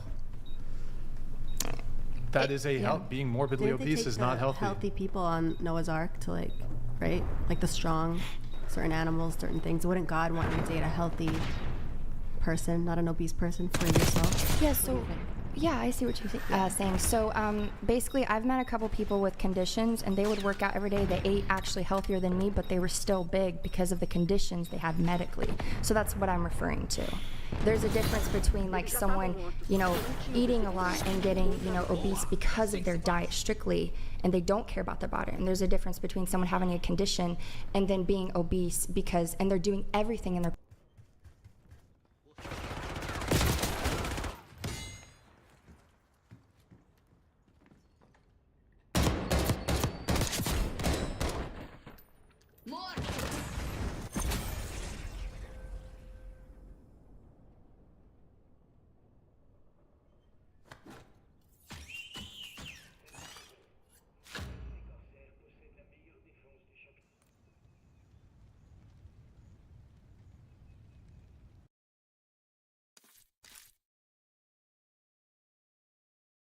power to help themselves and their weight. So why would God put a good person in bad health? Do you think that's like demonic?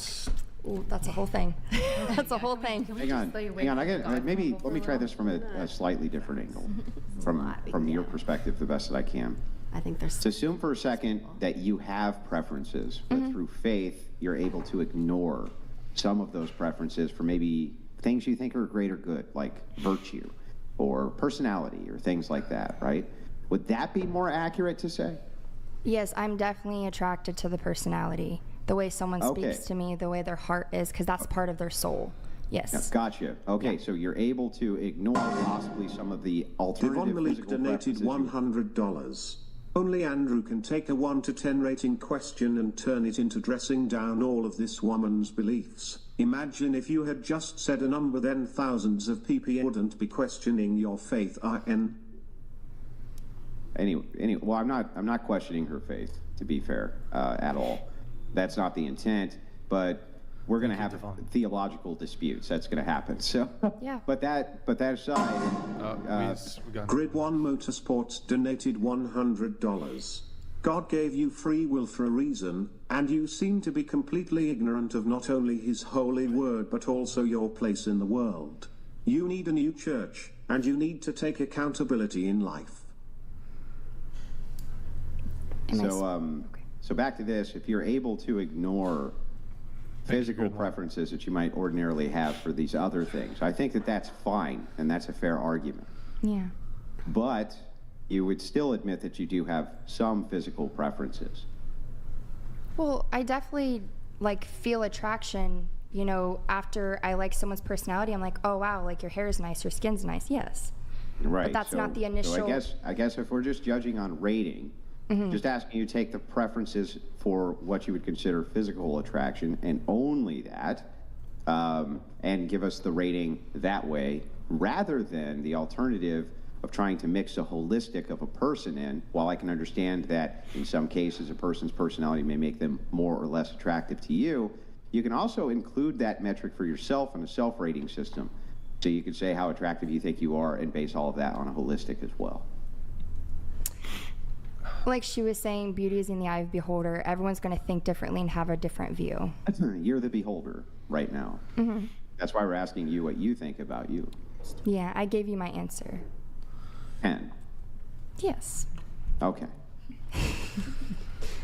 Okay, so you're a 10. Okay. I will abstain from rating myself. You're gonna abstain? I won't rate Why? myself. Or you could just engage with the conversation and just answer the question. Yeah, I'm not gonna rate myself. I think it's a worldly question, and I agree that it's kind of putting me back in a place where I was beforehand. And what place was that? Like before Christ, you know, when I was, you know, doing work like OnlyFans, and everything was about my looks and attractiveness and all those things. So yeah, I'll abstain. Thank you. Okay, so you don't care about looks at all in a partner? Because you refused, are you abstaining because you haven't answered the question but you don't want to share it? Yeah, that's correct. Oh, so, well, why would you? So you do have a self-assessment? Yes, I do. Oh. Well, why not just share it then? Because I don't want to.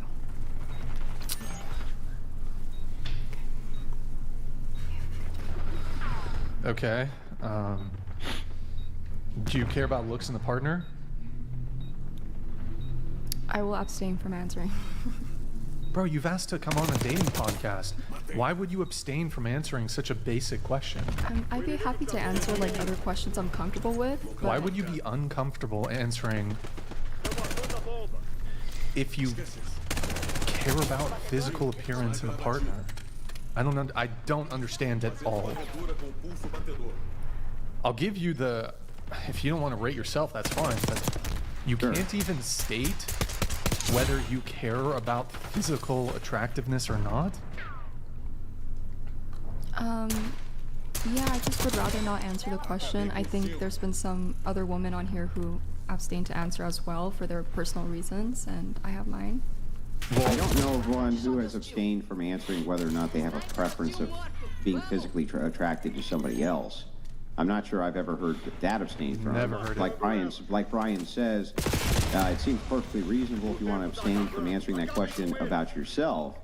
But I can't actually figure out a single reason why you'd want to abstain from answering whether or not you just physical attraction is something which is important to you or not important to you in a relationship. That makes no sense to me.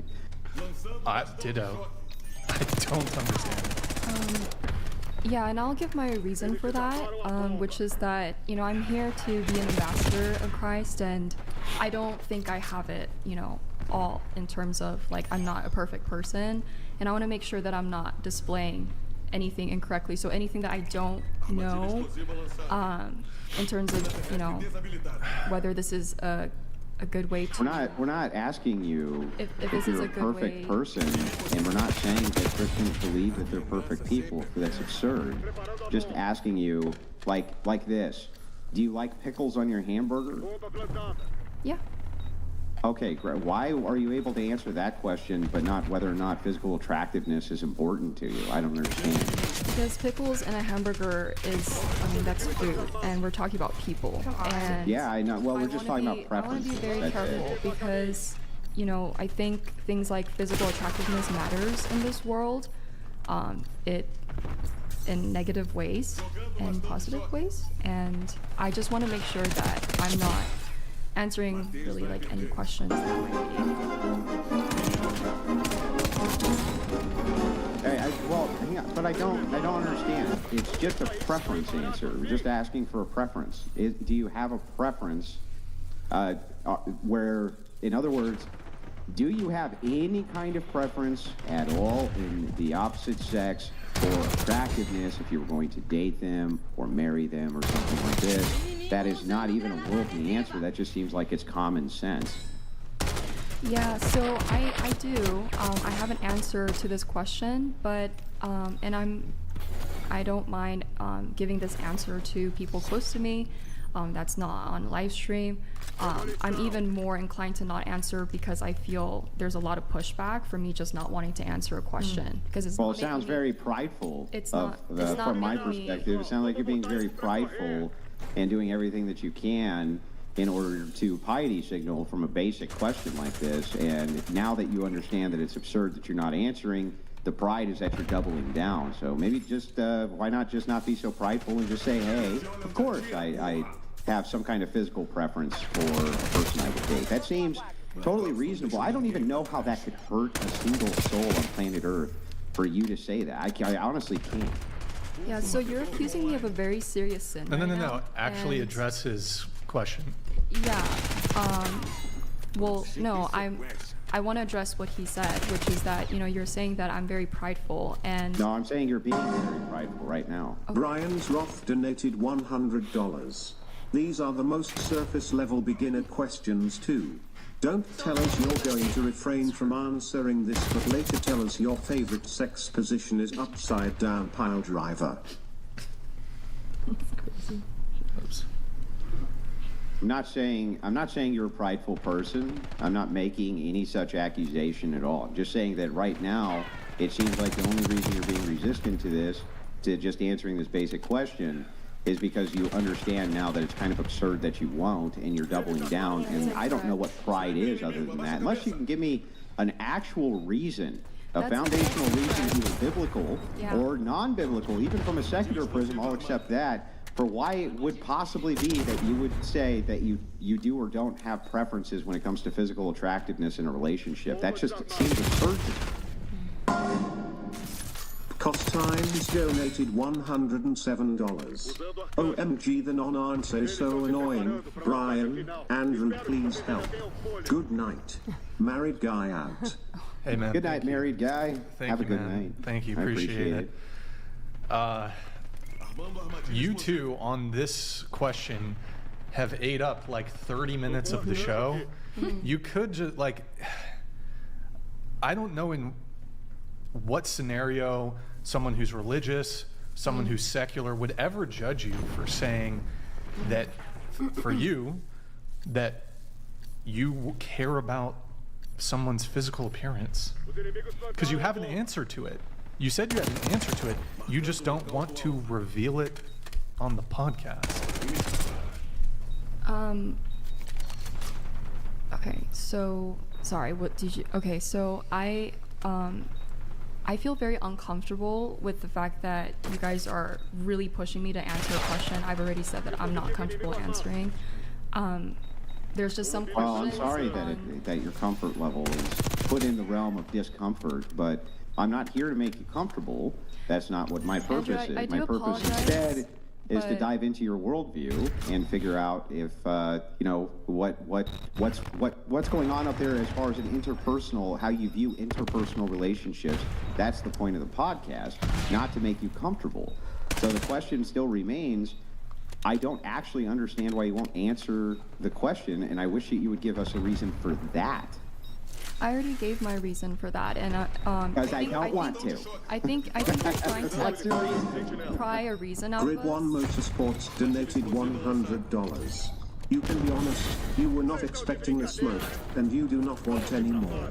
I will be nice if you are going to be genuine.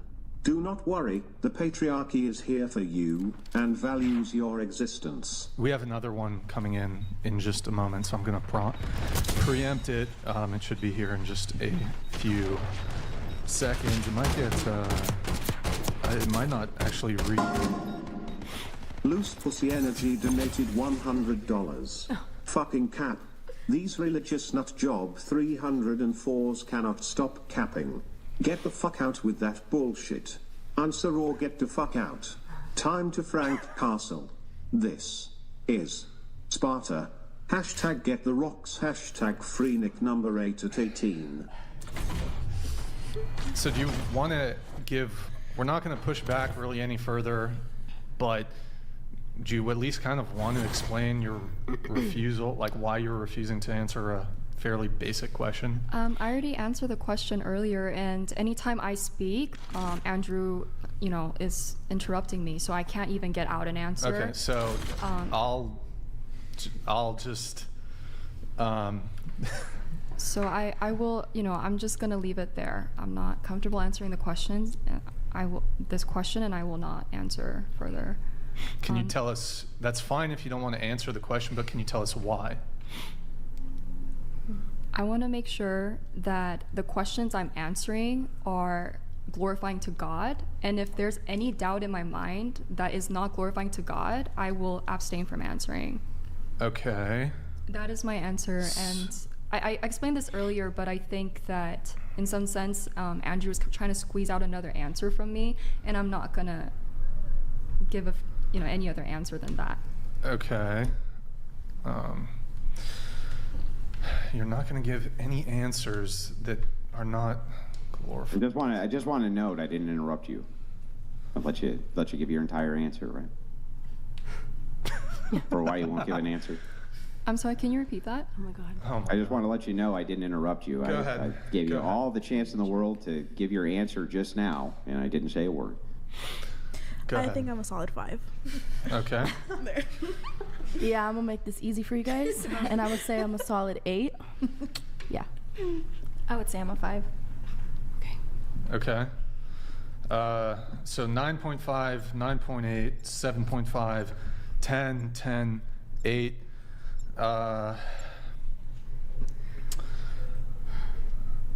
Okay, first off, there's no 10s at the table. Let me get that out of the way. And also the 9.5s, 9.8. Sorry, you guys are also wrong. Sorry. To be the bearer of I'm bad not even news. offended at It's your all. opinion. I don't care. And I have mine. Oh, we didn't rate ourselves, Andrew. Should we rate ourselves? yourself. Or Hell should we yeah. abstain? Or should we abstain from answering the Solid question? 1.5. I'm not sure that abstain? me saying I'm a 4 would be yourself. glorifying to God. I give so myself a 5. I'm a 5. What are you, Andrew? 4. Okay. I'd say that's true.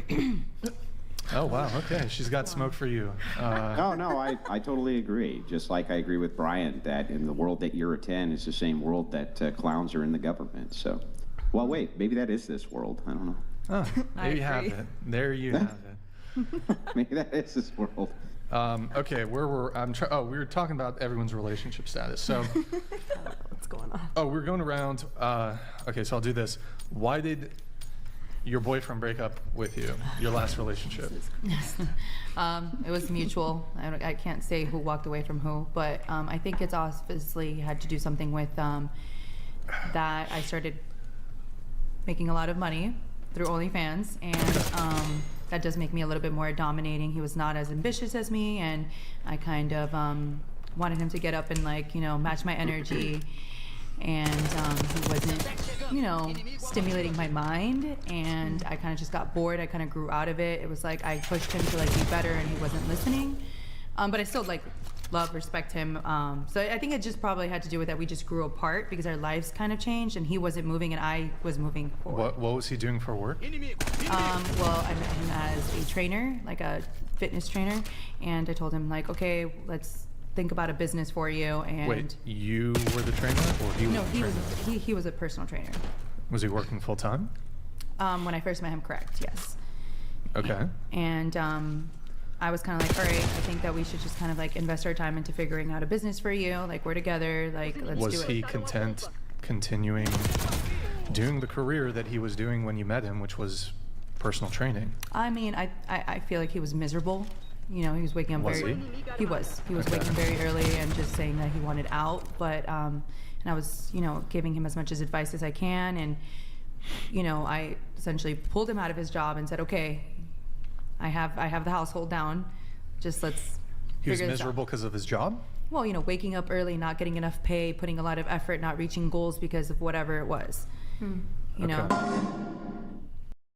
Bom, Vivi, fala pra gente como foi a sua história aqui do começo, desde o começo. O que você pode dar de dica pra galera que tá pensando em vir aqui pra Austrália fazer o intercâmbio?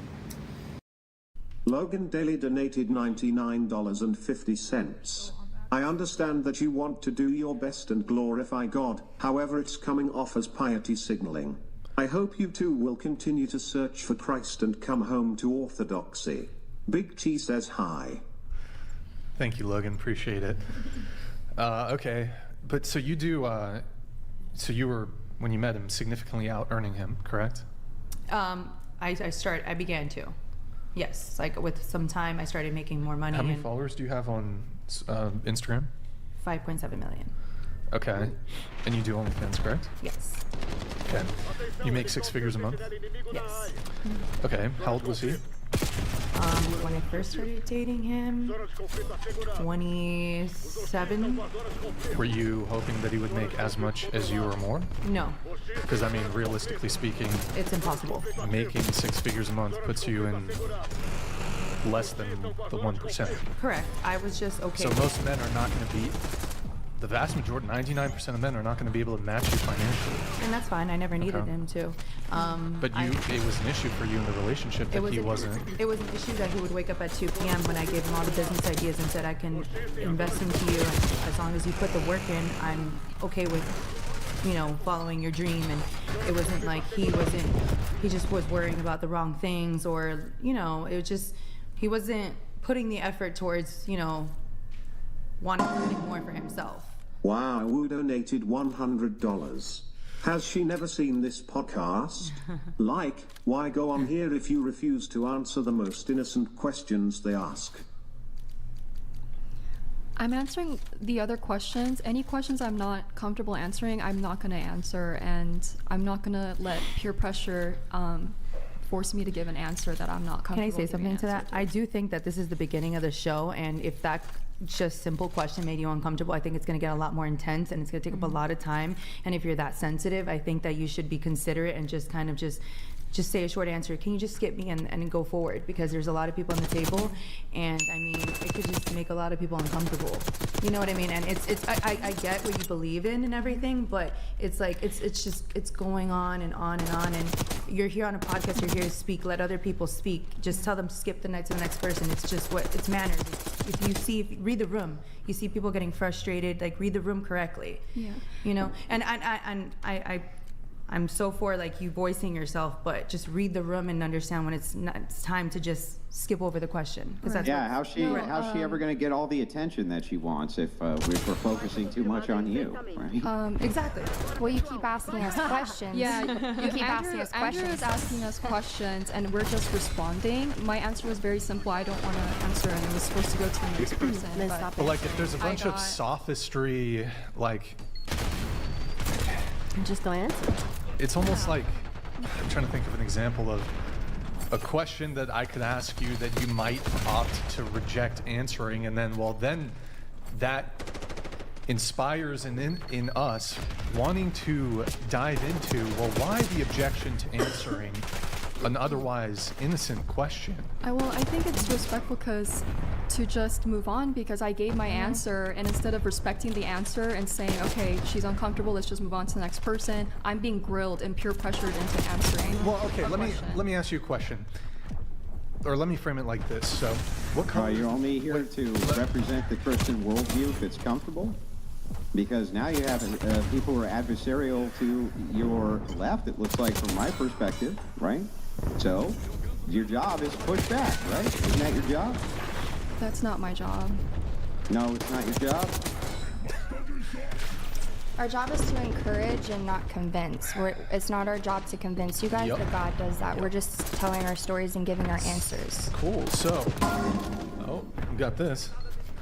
To the godly woman, take no advice from OnlyFans. Blank dumpsters, Christ is king. Okay. All right. And that's the kind of stuff I'm talking about. Like, we don't say that to other people and then say Christ is king. Christ is not okay with that kind of behavior. Yeah. That's not godly. And on top of that, if I'm not comfortable answering a question, I'm sorry, but we could have just left it there. And so I'm sorry if you felt like Wait. So, question for you: Why are you sorry? It's not your job to convince her. Is the sky blue? The sky can be different colors. It's when it's the daytime, when it's 3 p.m. in Southern California, and there's no clouds. Is the sky blue? Yeah. Okay. Now, if you said, "Well, I don't feel comfortable answering that question," that might prompt me to be like, well, that's a bit ridiculous. Why do you refuse to answer such a basic question? Wow, Wu donated $100. You didn't answer my question, though. Have you seen this podcast before? What was your purpose coming on if you don't have an answer? Yeah, that's a good question. I have seen this podcast before, and there's a lot of questions that are appropriate and that I'm comfortable answering, and there's other questions like what's your body count that I'm not comfortable answering, and I'm not going to be peer pressured into answering something I'm not comfortable talking about. I understand, Brian, what you're saying. Like, oops, sorry, didn't mean to. Go ahead. That was me triggering that on accident. I understand what you're saying, that, you know, if this seems like such a basic question to you, so why would I, you know, want to refrain from answering? But I gave my answer. You can look back in the video, and then after that, I just kept getting questioned and strawmanned by Andrew. Sounds like a lot of work. Okay. We're talking about relationships. Why did your last boyfriend dump you? He didn't. Oh, you broke up with him? Okay, what about you? I broke up with him. Yeah. Is it because he didn't think he was a 10 out of 10? I'll just be really raw with you. You're probably gonna be shocked. I'll be very raw. Be raw. I'm very raw. Be raw. Here we go. Let's go. Long story short, I met him. He said he was a believer. Turns out he was a warlock in hiding, and I found out. Like, legit warlock. I don't say that like. Yes. Warlock? Yeah. I'm being serious. Yeah. Like a level 60 warlock? Was he Alliance or Horde? What do you mean by warlock? Like, was it like I'm the really Alliance or the Horde? Horde. Yeah, I've never heard those words before, but I'm assuming. Yeah, like he actually So like, gets well, spells. like on the Horde side, like he, Yes. Yeah. on the Horde side, he would be either undead or troll or orc. He was. But Alliance side, he could be human or he could be gnome. No, I get what she's saying. So he's like level Witchcraft. 60. Like, was he? What spec was he? He was in the Santa Muerte religion. The what? Santa Muerte. It's like a Hispanic witchcraft. Mm. Yeah. And then slowly. Like, was he a yeah. pumper in Naxxramas? I'm sorry. Was he, Wait. I'm sorry, that was Catholic, right? That's Catholic. So he had the mixture of the Catholicism with his witchcraft? Yes. Yeah. So he You know- was a pumper in Naxxramas. Like 99% parses and shit. I don't know what that is. I'm sorry. Like, did he? I don't know. Was he more of a PvP guy or a PvE guy? Like when he played as warlock. I'm sorry. I don't know what that means. No, like, you know, Warcraft logs. Is that a game? Like a video game? Well, that's a website to track, like, you know, your skill in PvE environment. Like, there's Molten Core, BWL, Naxxramas, AQ40. Like, was he a pumper? Was he a pumper? Like, did he tank?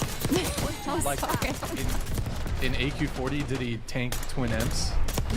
Okay. Was he a tank for Twin Imps? You know in what? AQ40? The only thing I can say about that is he literally was in gangs, though. He told me that later on in the relationship. Was he like Affliction spec, or did he like spec into Destruction?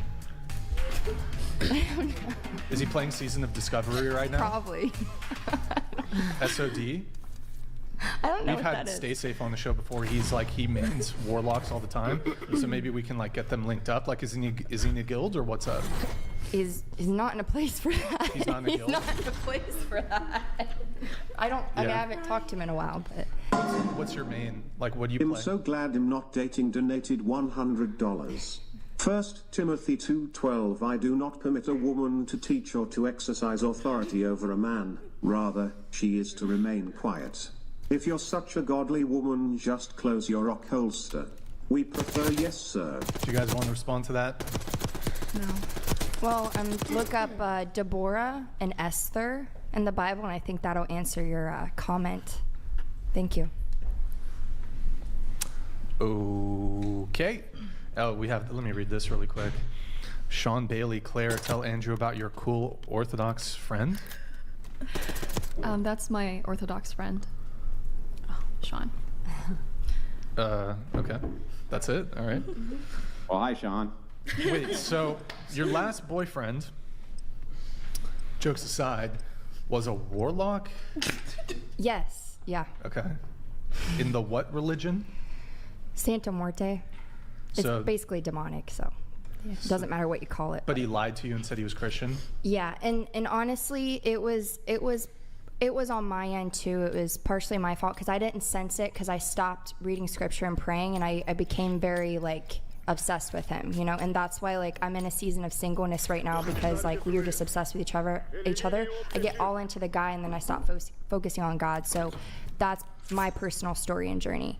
But here's the turnaround. I just want to say. Yeah, of course. The turnaround of that, last month, he messaged me after a couple months we didn't talk, and he said, this is what he said, and I believe it because I felt it in his voice because we FaceTimed, and he said, hey, I know we're not together, I just want to let you know that I started praying and I had an encounter with God, and someone who used to be a gang member just like me, he actually spoke into my life, and he's a Christian now, and that really convicted me. So there's a good turnaround to that.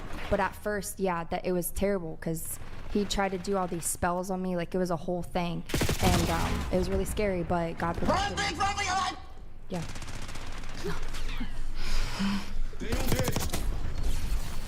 Word. Okay. Yep. So he's Christian now? He said so, yeah. Or is it just a ploy to get you back and he's still actually a warlock? He's probably still a warlock because he lied to you the first time, right? Yes. Does he wear, like, was he dressed gothic type? He would always wear like a white t-shirt and like jeans and like white tennis shoes and had his hair in a ponytail and a hat. Wait, did you guys have No. carnal, how's the most polite phrasing? Carnal knowledge? Did you have carnal knowledge? Did you guys have carnal knowledge of each other? Like, were we sexually intimate? P and the V. You know, I love that you just comment on that. I've actually been celibate since last May. Yep. So, no. Yes! That's awesome! I'm proud of you, Cheyenne. I'm proud of you. Thank you, because it was hard. It was hard to turn down the warlock. I bet it was like he sounds like. I mean, you guys differed like in your like. You guys differed in that regard, but I feel like once you meet a warlock, like how do you turn that down? I'm still healing from it.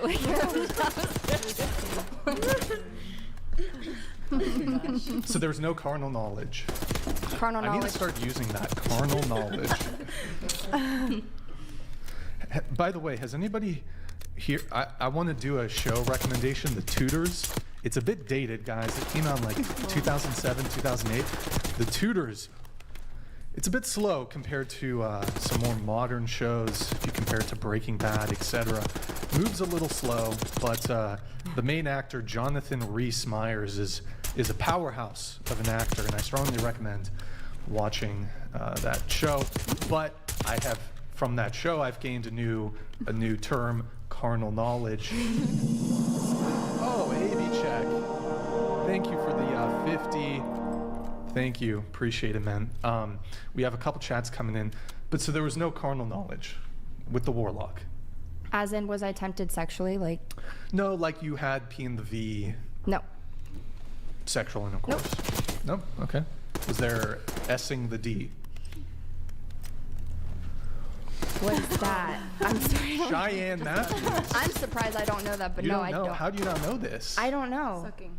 S-ing No, the D. I didn't do that. No S-ing the D? Okay, I'm proud of you. I'm proud of you.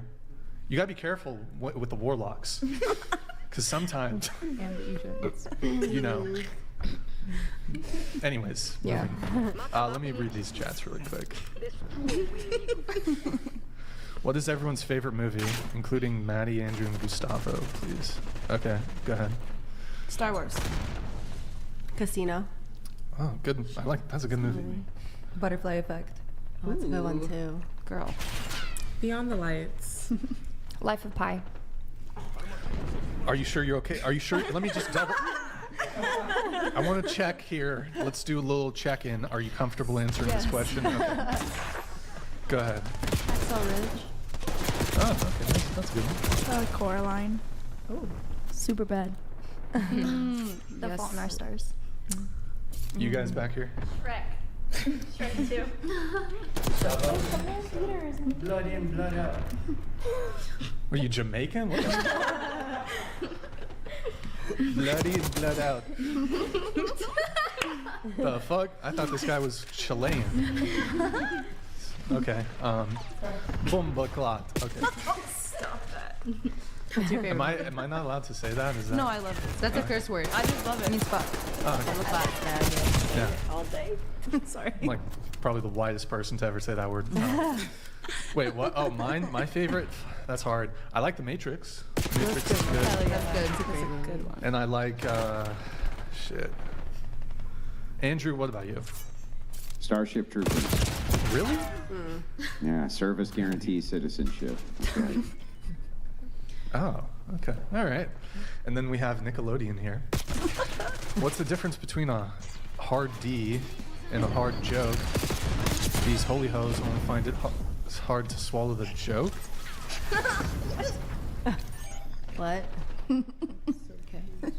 Sweet. Thank you, Nickelodeon. Good one. Let me read this one really quick. Andrew, can you read this one? Can you see this? I can see it. Yeah, it says, help me here, Andrew. How do we change society when we have cell phones, computers, and instant gratification around every corner?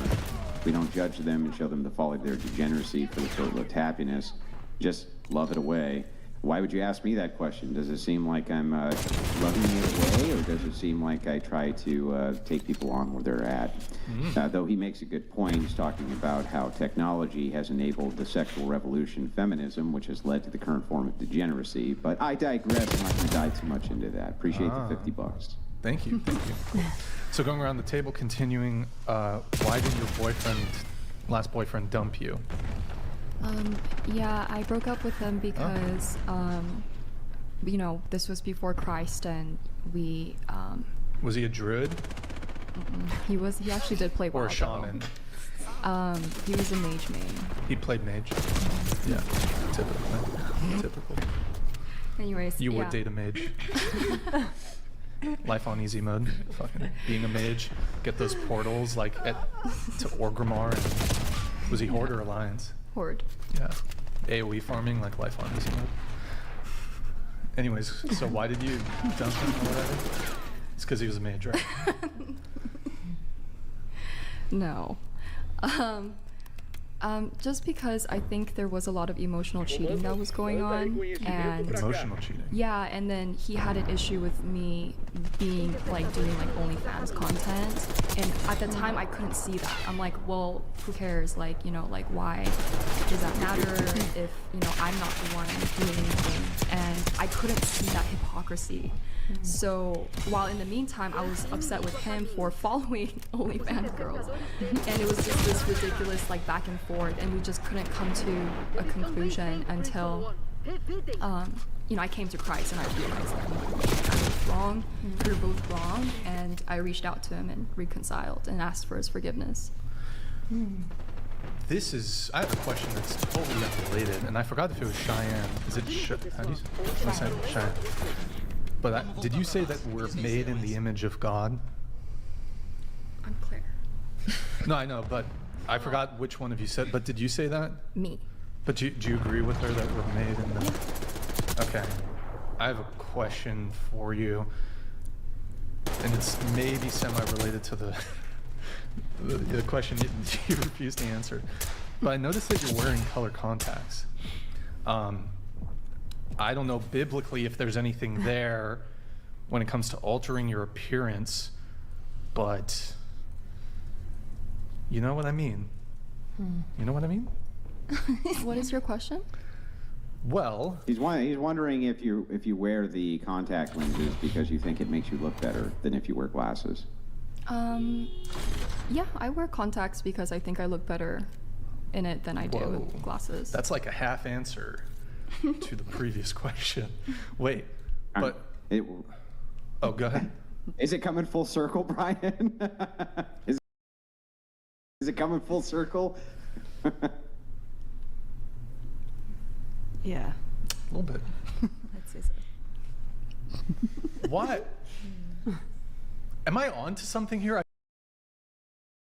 I feel like I'm on to something with the colored contacts, but I don't know how to articulate it. Well, so he's just wondering, like, clearly you have some sort of self-rating for how it is that you must look and appear to other people because you yourself think you look better with the contacts than without the contacts. So he's just saying, like, is that a glorification of God that you wear contact lenses instead of glasses? Well, the point that I was like making when I was talking earlier about that whether that question glorifies God is that I wasn't sure if it glorified God, so I'm gonna stay on the safe side and not answer that question. I have the answers to these questions, but I'm going to abstain, and I'm not going to entertain any sort of trying to squeeze out an answer from me. Well, in this particular case, though, all I'm doing is asking about consistency. So if it is that I'm not answering question A, because it's no glorification of God. Is there glorification of God in you answering whether or not you wear contact lenses instead of glasses because you think that it makes other people think you're more attractive in some way? I think the way that I see that is like me wearing the color green right now. Like, is that glorifying to God? Yeah, I can do that to the glory of God. How? What do you mean how? Can you elaborate? How is it glorifying to God that you wear green because you think it makes you look better? I think we have free will, and we can choose what color to wear, and I'm not asking about free will. I'm asking about how you think it's glorifying. That's my answer to your question. Is that how is that glorifying to God? Okay. Well, how does free will explain how it glorifies God if you wear green? The Bible says to do all things to the glory of God, and even eating food. So I can even ask you, like, how is eating food glorifying You're just to God? asserting the claim. You're just reasserting the claim. I already know what the claim is. Yeah. So I'm asking you how it does this thing. Yeah. So I'm doing it to the glory of God, that we have free will and we can choose what colors to wear, what foods to eat. That's my answer. Yeah, but how does it glorify God for you to wear green? Without reasserting the claim that it does because it does, tell me how it does. Free will and our ability to choose, and that we're not just robots that wear gray or all, like black and white. So that is my answer. Well, free will would assert that you can wear green, even if it was not to the glory of God. Not that you're wearing green because it is a glorification to Him. I think we can do all things to the glory of God, and that's what Scripture says. Yeah, I know. I'm asking you how the color you wearing the color green would be a glorification of God. I'm so glad I'm not that inf donated $100. So you, too, outwardly appear righteous to men, but inwardly you are full of hypocrisy and lawlessness. Matthew 23:28. Stop being self-righteous. You make the of seem tolerable. Yeah, well, anyway, so back to the reason I'm asking this question, I'll just give you the answer, right? The reason I'm asking this question as to how, because I think Grid One Motorsports donated $100. So I obviously missed something here. Asian girl has nudes out on the internet, but she refused to rate her potential as a wife. Wow, God would love for you to be honest and genuine. Do better. That's correct. I'm gonna refuse to rate my potential wife rate and my looks. Yeah. Okay. So anyway, thank you, Grid One. Just from my perspective, and I do love Grid One, he's a good guy, but from my perspective, I'm just trying to figure out how these things, how you came to the conclusion that this equates glorification of God. You say, because I have free will. Yes, you have free will, nobody's disputing that, but you can use the free will for evil ends as well.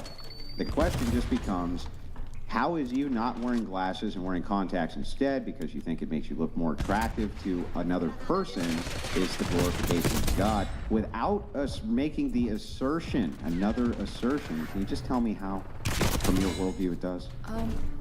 I'd be happy to maybe have this conversation with you, like, separately with another individual, but on the podcast, like, I've already explained that I'm not gonna, go further with the original question, and people have expressed here that they're getting frustrated with this constant back and forth, so I won't answer anymore.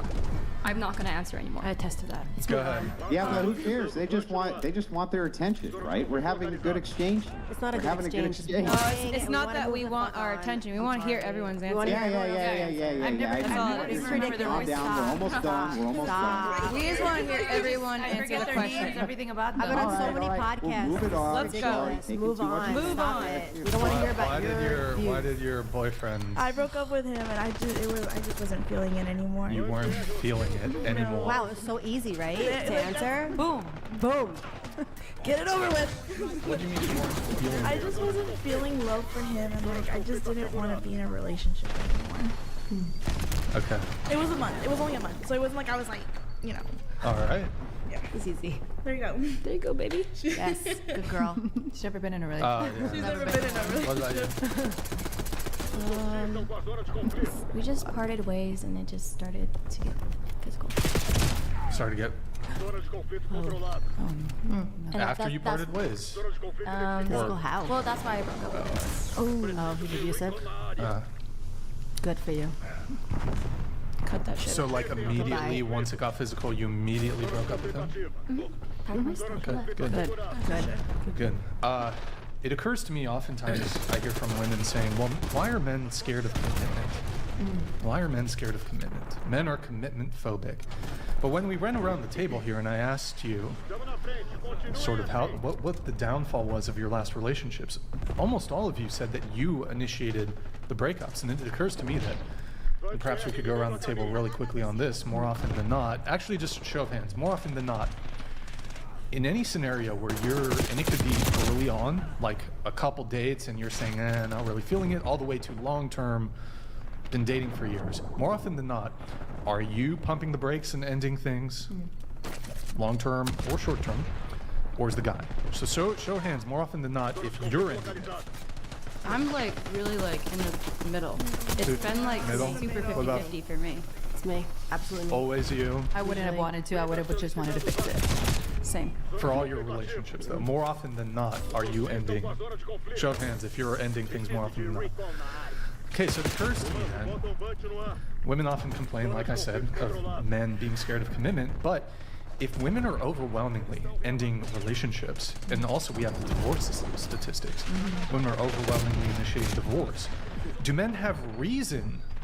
It's not, well, one, I don't even think if it's clear to me that men are scared of commitment, but maybe they righteously do have a reason to be scared of it because women overwhelmingly end relationships. And then secondly, why is it that you guys so desperately want commitment, but then when you get it, you guys overwhelmingly end said relationships? I don't think Fear? there was commitment. That's why it was ended. I think fear that they're gonna leave you.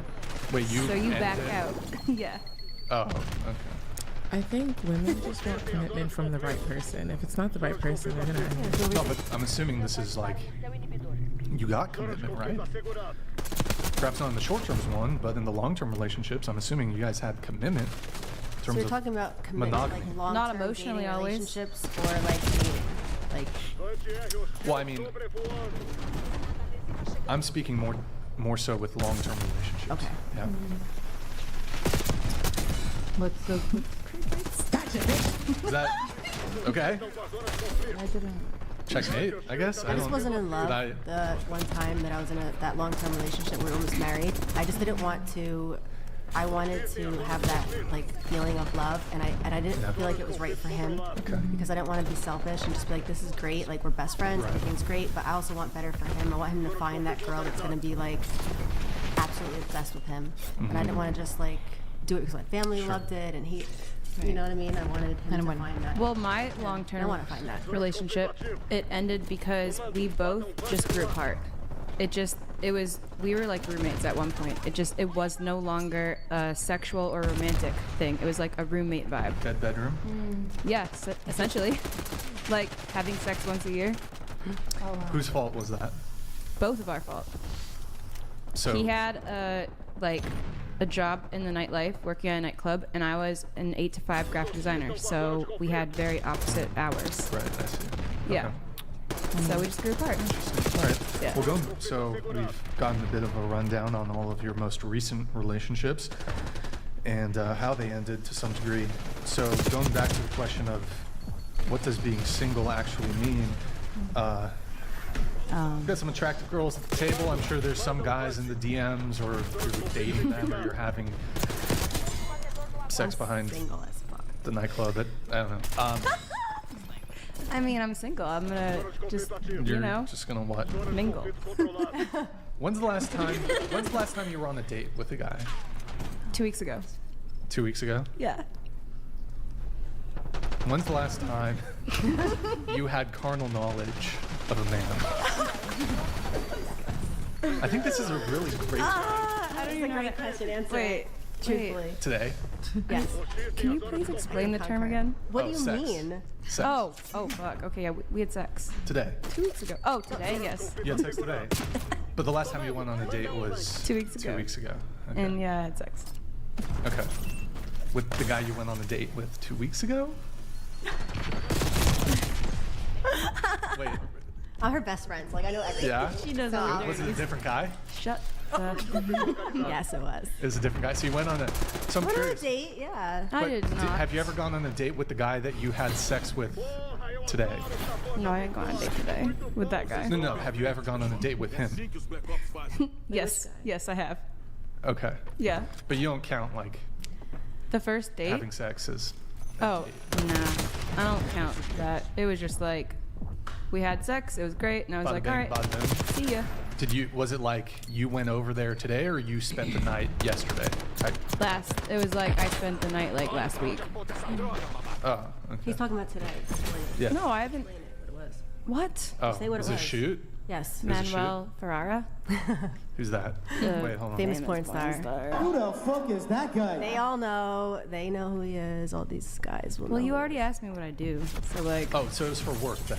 Yeah. Why are you It's trying to for tell work. me or make it sound I like thought a date? I thought it was more like. It was not a date. Because you don't. I assume you don't consider that like. A date? I do not. Not a date, but like. Let's say it was just a civilian. Or like, let's say it wasn't for work, but it was still like a someone also in the industry. Like a one night stand? Do you guys? Off camera, you mean? Do you guys just like? on I camera, don't do off off camera. You don't do off camera? On camera, off camera. That's what you mean. If I have off camera sex, I'm actually going on a date with the guy. Like, if they want to go on a date, which sometimes they do. And I'm Okay. just like, all right, cool. Well, this is what I do. How many scenes do you do per week? I'm not mainstream, so I don't really do like Oh, okay. It's kind that of- many. yeah. When I travel for work, that's when I'm doing scenes. Like, Yeah.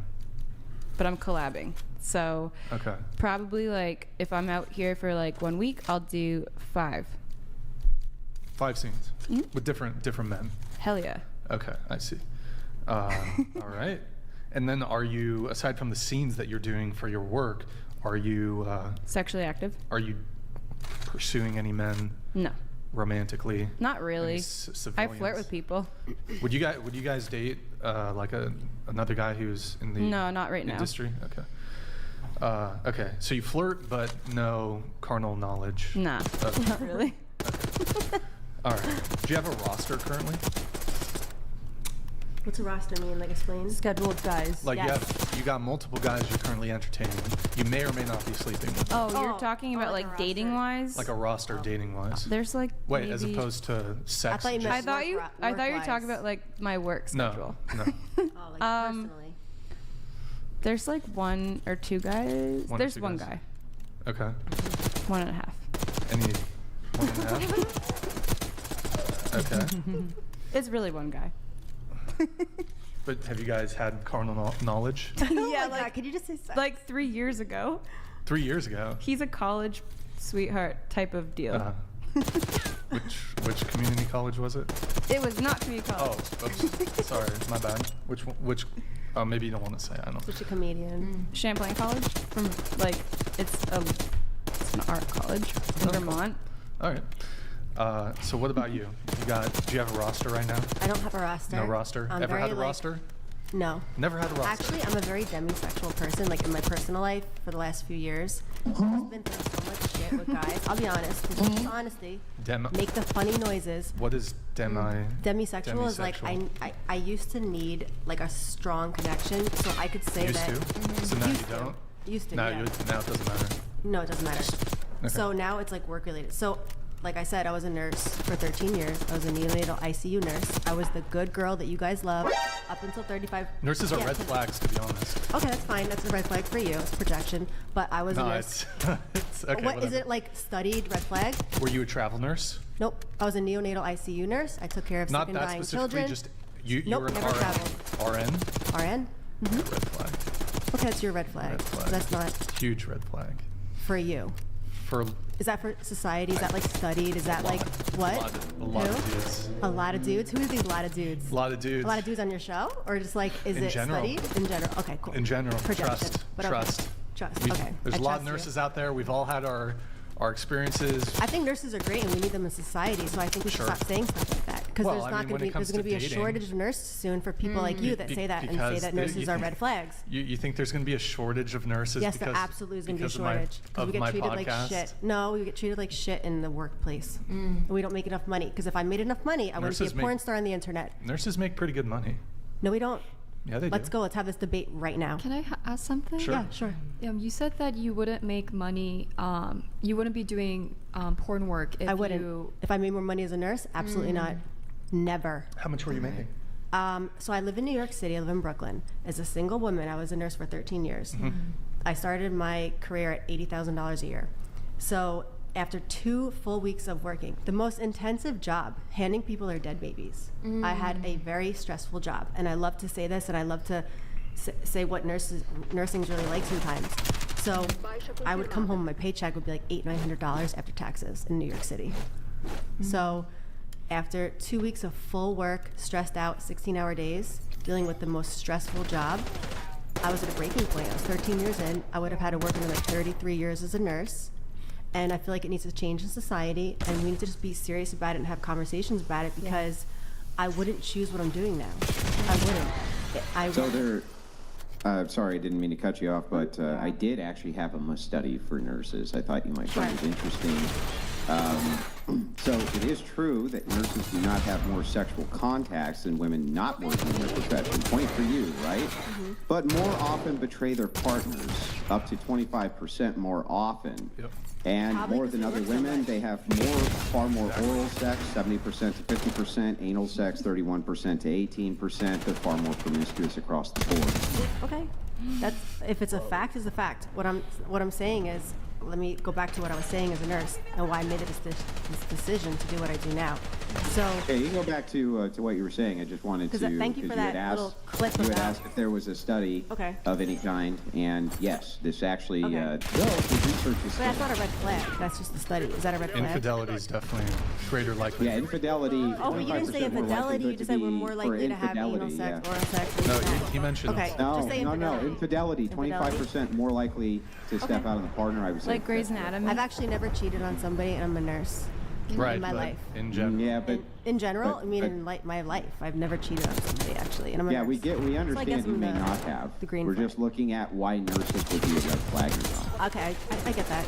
It's studied. I get it. 'Cause everyone. I'm not making a judgment on nurses in terms of their profession. I'm but going to come from an in a- very. in One a dating Motorsports context. donated $100. This panel is kinda scuffed B. One must ask at this point what mind and mood altering substances are these folks on? Guessing it is a long list. Crazy / hot matrix in full effect. Cool. Okay. Anyway, let's get back to our conversation. We were It's talking about important. actually, I'm not really that interested in the In nurses and the- red flags? No. No, Not- just in the explanation of here's Why you don't want to hear? I think people should want to hear about why I decided to fuck on the internet instead of actually taking care of dying and sick children and being a great Okay, go something in ahead. society, Give us which a- men if you would can, men would try to- consider me a high value woman. Well, I mean, when you put it right? that way. Okay. Yes. Let's go The because we wanted Bronisons interesting donated people on this podcast. $100. Nurses are completely full of themselves. You do not have the hardest job in the world. The Lance Corporal getting shot at has the hardest job in the world. You're not a victim, you're a thought. So nurses are thoughts. No, he's saying you're. I think So I'm asking a that's- question. Nurses are thoughts. You apostrophe RE. I don't think he's So making. I'm a thought. Okay, I'm a thought now. But let me go back a few years ago when I was a nurse in an ICU. I didn't say I had the hard. I have Okay. one of the hardest jobs. Okay. It's actually in the Guinness Book of World Records. You could look it up. Nursing school is very challenging. I'm a Nursing's the very hardest- educated person. Nursing's the hardest job.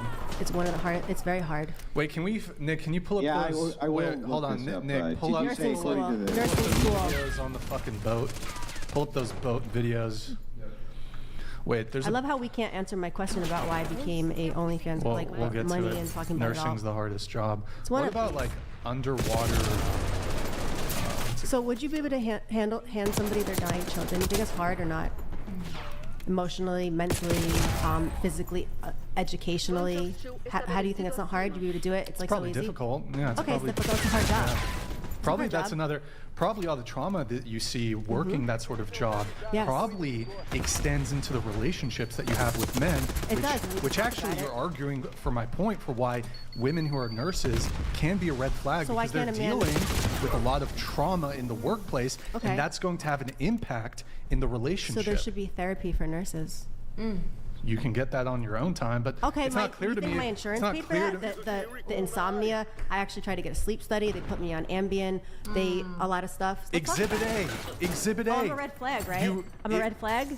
I mean, by your own self-admission, you're saying, because of my No, I'm work, passionate about what I do. because and of my sticking up work, for nurses. here are all the negative consequences that I've encountered in It's a my lot of personal negative life. consequences being And a a nurse. lot of men don't want to date women with that sort of baggage. So why would anyone want to be a nurse? Should we change this I'm not in saying it's a society and have bad different job, but, like- conversations? Not call nurses red flags. It's very triggering to somebody like me, where I wanted to actually take care of people. I wanted to do better in life, and I wanted to be this person that I wanted to work and make a difference. And I get hit with that with my ex-boyfriend. One of my boyfriends left me because I would come home and I would cry and I would take my job home. And I know you're stressed out or you're like irritated. This is by No, it. I'm- Look irritated. How can you say? Hold on, wait. Just Okay. Go wait. ahead. Just let her finish. So you would have a tough day at Very work, tough day at and work. you'd go home to your boyfriend, and you'd what? He said, Cry? he'd say, I don't want to hear about your job and your day at work because I don't want to take your. And I understand that as a person now that's older. How is that not a red But I was in my flag? early 20s. How is that not a undesirable Okay, it's undesirable. scenario Yes. with a partner? Yes, but I understand that because I wouldn't want to deal with that either. Sometimes someone coming home But and why rejecting then their why job. do you object to me But saying you have firsthand was experience in on this? my Why do you 20s. object? Hold on, let me finish. Okay. Why do you object to me saying it's a red flag when you yourself have You said firsthand nurses experience? are red flags, but not all nurses come home and do that. Well, why risk it? What do you mean, right? Why risk what? Well, I mean, look, he Coming home and cited talking to my the boyfriend about my job? infidelity. He cited the infidelity study. Okay. Nursing in general, in my understanding, is a stressful job. A lot of people bring their stress in their workplace back to their home life, back to their relationships. So good for you. You're making more money than somebody who perhaps has a But would you rather little simpler date job. me as a nurse, or would you rather date me as an I would- OnlyFans girl because I left because of the stress? Am I more desirable now or as a nurse? Answer that question. Oh, the OF As a is- nurse, Wait, what? What do you mean? you would be more desirable as a nurse to date. Why? than- It's Yeah, a the red OF, flag. the OF is worse. Yeah, Okay, the but OF is but worse. You'd rather OF date me as a is nurse. So I is should have another stayed as a major red nurse to find a flag, man, right? Well, Maybe I'd be married. well, do you? Hang on, do I'm you- trying to answer your question, Okay. right? So here, let me answer your question. Yes, it would be more desirable to date a nurse over an OnlyFans girl, but that does not negate the fact that there would still be red flags associated with nurses. Why would these things exclude each other? You don't so think doctors to be are charitable, hang on, to be charitable to you, you are answer that. right. I did confirm what you said, which it is true that a nursing degree is one of the hardest ranked degrees to get. So to be maximum charitable to you, you were correct about that, but that does not negate whether or not for dating that would be a red flag or not. Okay. Would you go on a date with a nurse? Yeah, I've dated nurses. And I have firsthand experience Okay. having dated nurses. Also, when it comes to specifically, I know there's obviously nurses who are kind of geographically locked. They don't have plans to move. But travel nurses, for example, I mean, if they've had 20 previous assignments, they've been in a place for 3 months. In my head, and I see you on a dating app, I'm thinking like that's some flight attendant shit. In each new city, you fucked a bunch of other dudes. And that's another conversation when it comes to body count. But a travel nurse, if she's on a dating app, she was on a dating app in each one of those cities, and she's looking for a short-term thing. That means her body count is ramped up. That's assuming she gets with just one guy in that city. It could be 2, it could be 3, it could be a dozen. Okay. So travel nurse is a major. So is that a study? Travel nurses are more promiscuous? Well, And they simply by virtue, have more sex with more guys in different cities? I don't think there's a study, Or but that's just your, like, well, hold take on. on Let me. it? I'll answer. Well, let me hang on, answer. there Let me is, answer the yes. question. The answer is yes. The Well, let me answer answer. is yes. Let me just answer. So, It's studied? No, I just want to know. well, simply by virtue, if you move to a new geographical region every 3 months versus someone who's locked in one location, who's more likely to end up in a long-term relationship? Somebody that's not traveling. Okay. So it's not, look, you could be a travel nurse and be a virgin, but just by virtue of you constantly moving, you're probably not going to be able to lock down. If you're going from New York and I'm moving over travel here, nursing, like if I took a travel nurse job, I don't think I'd be looking for a relationship because I don't so know you'd just be fucking. I wouldn't say I'd be fucking. I'd be working. You know, we work a lot. So my days off. Do you when go I to was bars a nurse, and clubs? No, I'm You don't? almost 40 years old. I Did don't you ever go clubs. to? When I was like in my early 20s, I don't Okay. care. I hate clubs. Have you been on dating apps? Nope. Okay. What's your body count? I don't actually have a little book in my house where I write it down and I'm like, today I had sex Okay. with this person and it's my body count. I don't know. But I can say that Before I'm doing what I'm doing right now, I probably could have counted in the last 3 or 4 years, even being on OnlyFans, how many people I've had sex with on one hand. Okay. Mm-hmm. Cool. And I've been monogamous on OnlyFans as well. Laugh at me. Well, I'm not actually laughing No, at you. you I just weren't. wanted This guy to- behind me was. I wanted to engage with you a little bit on this. She called you out there. So I don't know. It was so is funny. correct. I'm being honest. Like, I'm not lying. I'm here to be honest. Yeah. So. Well, I mean, good. That's why I want to engage on this with you, if you don't Yeah. mind. So, No, I absolutely want to talk about it. Yeah. I want to talk about nurses. I want to change the stigma and everything.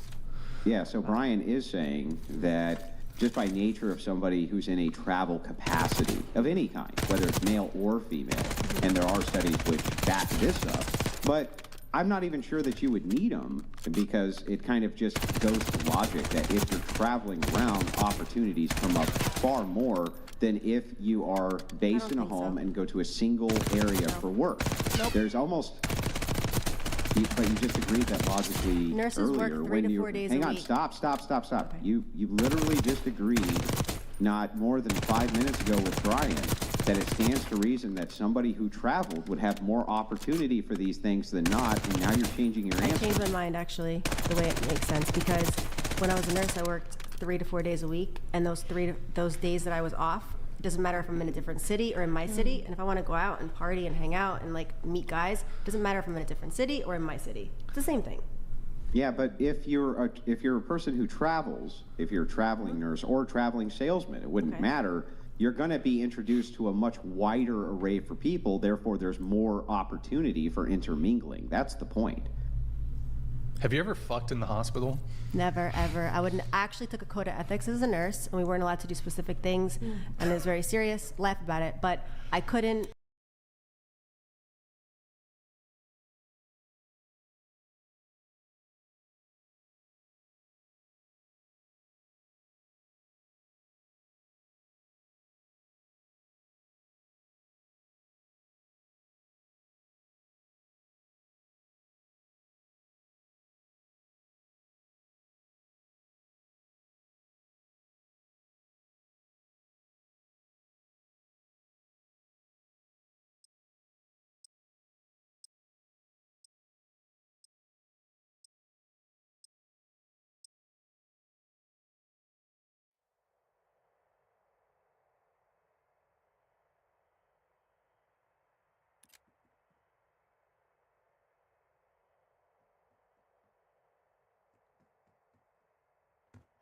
Está na frente. Local marcado.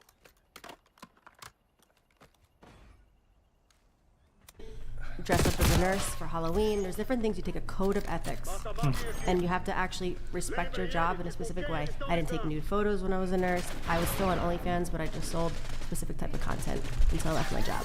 And I respected my profession, and I always will. Okay. Well, I don't think we need to linger too long on the nursing thing, but you do OnlyFans too, correct? Yeah, and I have real estate investments, so like I'm an Airbnb superhost and whatnot. Can you scoot your mic a little closer? Yeah. What do you do on OF? Is it solo content, PG?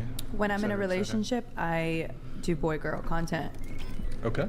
So it's like if I'm dating someone, then I have done boy-girl. So like I'll use that person and like we can have threesomes together and like I'll collab with like porn star females with whoever guy I'm dating. Sure. But that's pretty much just like Okay. what I've done. Cheyenne, you used to be involved in that life. Why don't you give us, in your pre-show notes, you gave us kind of like a little synopsis on your background a little bit. If you can, unfortunately, I think I mentioned this. I lost all my notes. Yeah. But so if you can restate kind of your background. Yeah, sure. I didn't know if this was a word that we couldn't use as like the code of conduct in the beginning. Can we say the P word, P-O-R-N? I just didn't know if we could say it. Because someone said something about it. Adult we just say content that? is better, Sex yeah. work? Okay, okay. So we, okay. Adult Okay, cool. work is adult work, adult content. is Okay, better. cool. Adult Yeah. entertainment. So I'll just tell a little bit of how I grew up. So my mother was a madam, actually. So and it's pretty rare because she's Asian, you know. So usually Asians are like, you know, like goody two shoes, but my mom was a rebel for sure. And I grew up in a highly sexualized environment. I started masturbating when I was 5 years old, you know. And so I grew up taking care of my sisters. All of our dads are different, you know. Dads were absent, and so I was a dancer. I also was in the adult film, and then I also was an escort. I had tons of sugar daddies in LA, New York, every state. I had a sugar daddy, you know. So that's I literally Every state, like Wyoming, a lot. Probably not that one. But North Dakota. that's so random. No, because it's not the city. You said Maybe I was exaggerating a bit. Oh, I was okay. exaggerating. I'm sorry. Yes. Boise. No. Did you have one in Boise, Idaho? No. I'm from Ohio originally, though. It's close. What do you mean you grew up in a highly sexualized environment? What does that mean? Yeah. Not sure we want to go there. Okay, yeah. But you said okay. your mom had a brothel, basically? She was a madame? Yes. Okay. Yeah. Okay. Okay. So I basically had a very... You said you escorted sugar daddies in every city? Yeah, my name is Ibukun Paul Oklola. I'm from Nigeria. I came to Canada like 1 year and 6 months ago, and I'm so glad I met Passage, honestly. Yeah, like a lot of cities. A lot of cities, yes. right. And so that's basically how I built my life when I first moved to LA 6 years ago. When I was 20, I was also fresh out of a divorce. I got married for 5 months, got a divorce, was traumatized, moved out here. So, and I wanted to comment on what you guys were saying too. Yeah, like, I'll be honest, like, yeah, a lot of girls have a lot of trauma. Guys do too. We all have trauma. And when we get in relationships, you know, like, both of the traumas just collide, you know. And I will admit, like, I've broken up with every one of my boyfriends, and I'll admit that, and I'm not proud of that. It was due to my own trauma. And also I couldn't handle what they were putting on me because of my background, because I'm still in the healing process. And that's where Jesus comes in, right? Like once you surrender, he starts to heal you. It doesn't happen overnight, but that's like where I'm at. And that's why I'm single, because I'm not healed yet, like fully, with certain things that God has to change and morph in the character of my heart in order to have a healthy relationship. So you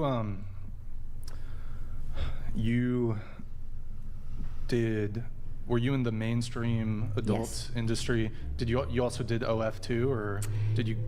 It's so funny because before OF was a thing, I knew about it and I made an account, but I never posted.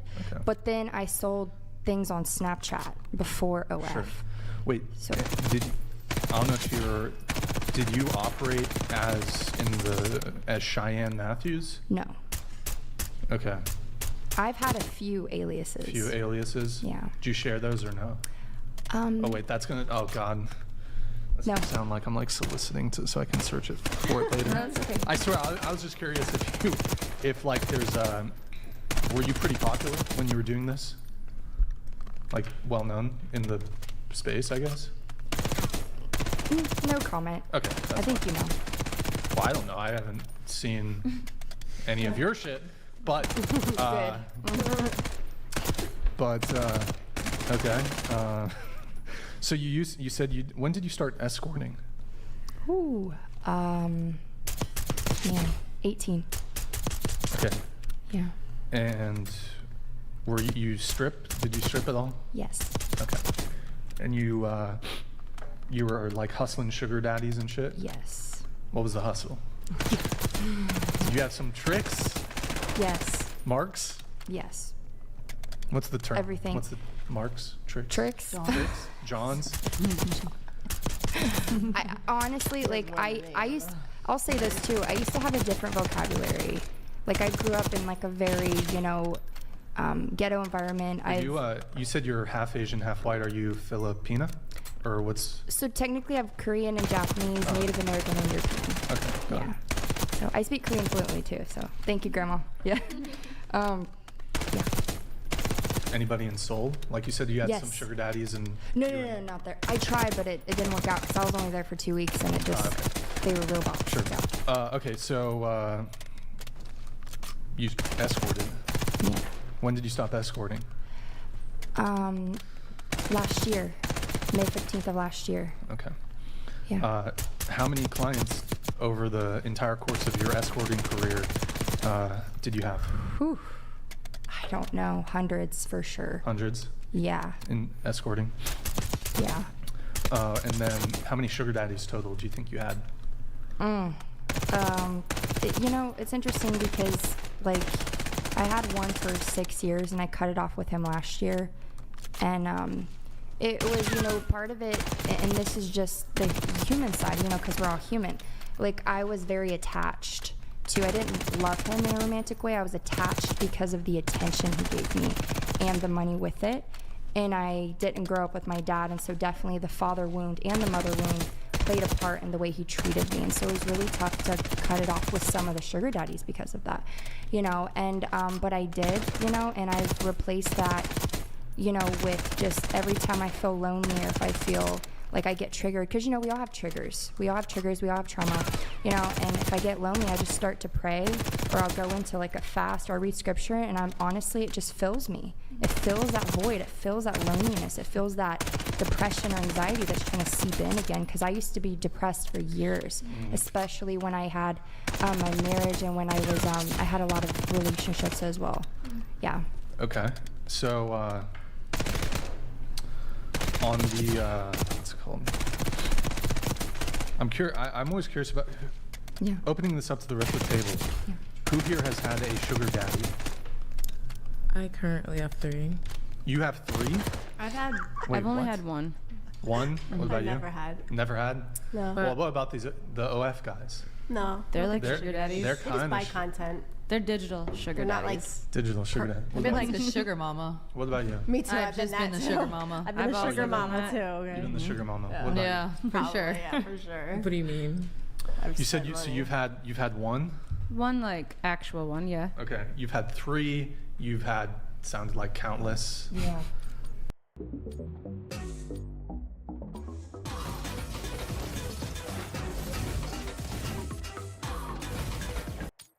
Have you had any sugar daddies? Or is this an abstain?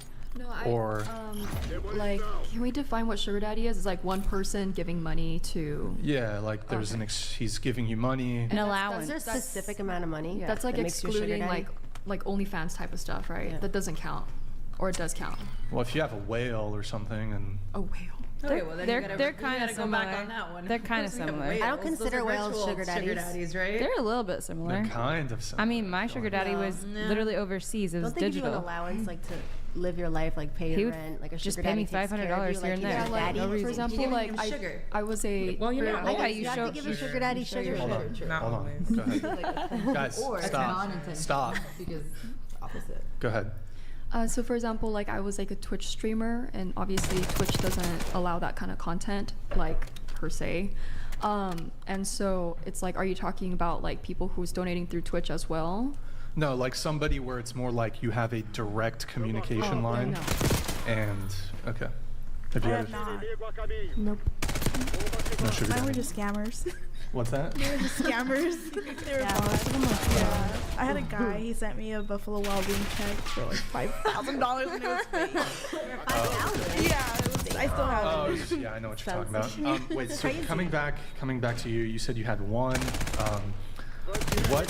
What was the arrangement? Well, it was, he met me through Instagram and he would just send me money and I would kind of like Talk to send him. videos to him, and sometimes we would FaceTime and just like I would undress, like strip. Did you ever meet in person? Nope. That's not a sugar What kind of privilege? Like, would he just send you cash, or would he pay for a certain? He would just Hold on, cash just at one me. I'm so glad I'm not dating donated $100. Andrew, here we go. He's chiseled, body count low, hung like a bull moose, rich, 6 feet 2 inches, etc. Invited you over. Next to his bed, fully loaded Armalite AR-15, 30-round magazine in a safe. Your reaction? Ooh. Red flag. I'm with it. Okay. Sounds sexy. So you're I think he's asking, would you proceed with this man who has a AR-15? Let's assume he's a responsible and legal gun owner. Is he hot? Hell yeah. I mean, he's 6. Yeah, he's. If he's like responsible, yeah. You said red flag. I need to see what he looks like. Well, the assumption in the Is he hot? hypothetical is Like, that he's hot, like a you hot would guy? be super attracted to him. I would Hell be. yeah. Is the AR-15 a deal breaker? Is what he's asking. I don't really like guns. Is it a deal breaker? It's not a deal breaker. But you But I'm not comfortable around it.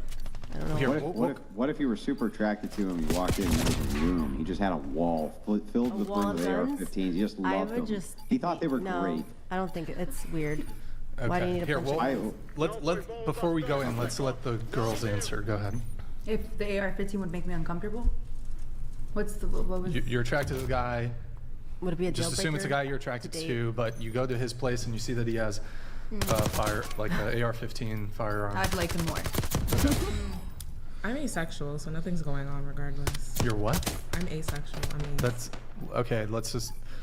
You're romantic. Wait, you're asexual? Hold on. But you Okay. have sugar daddies? with 3 sugar daddies, we have an agreement. It's Yeah, just wait. She's got 3 fucking. Okay. You said a whole wall of guns, though. Like, is it one gun or a whole wall? Like, I got Okay. different. Wait. So let's just assume you're romantically interested in him. Do you lose romantic interest because of the guns? Yeah. Okay. What about you? No, I've had situations where they have guns to protect themselves, and it makes me feel safe. But I've also seen people with guns that I've dated. It was for another reason. So, I wouldn't be scared. No.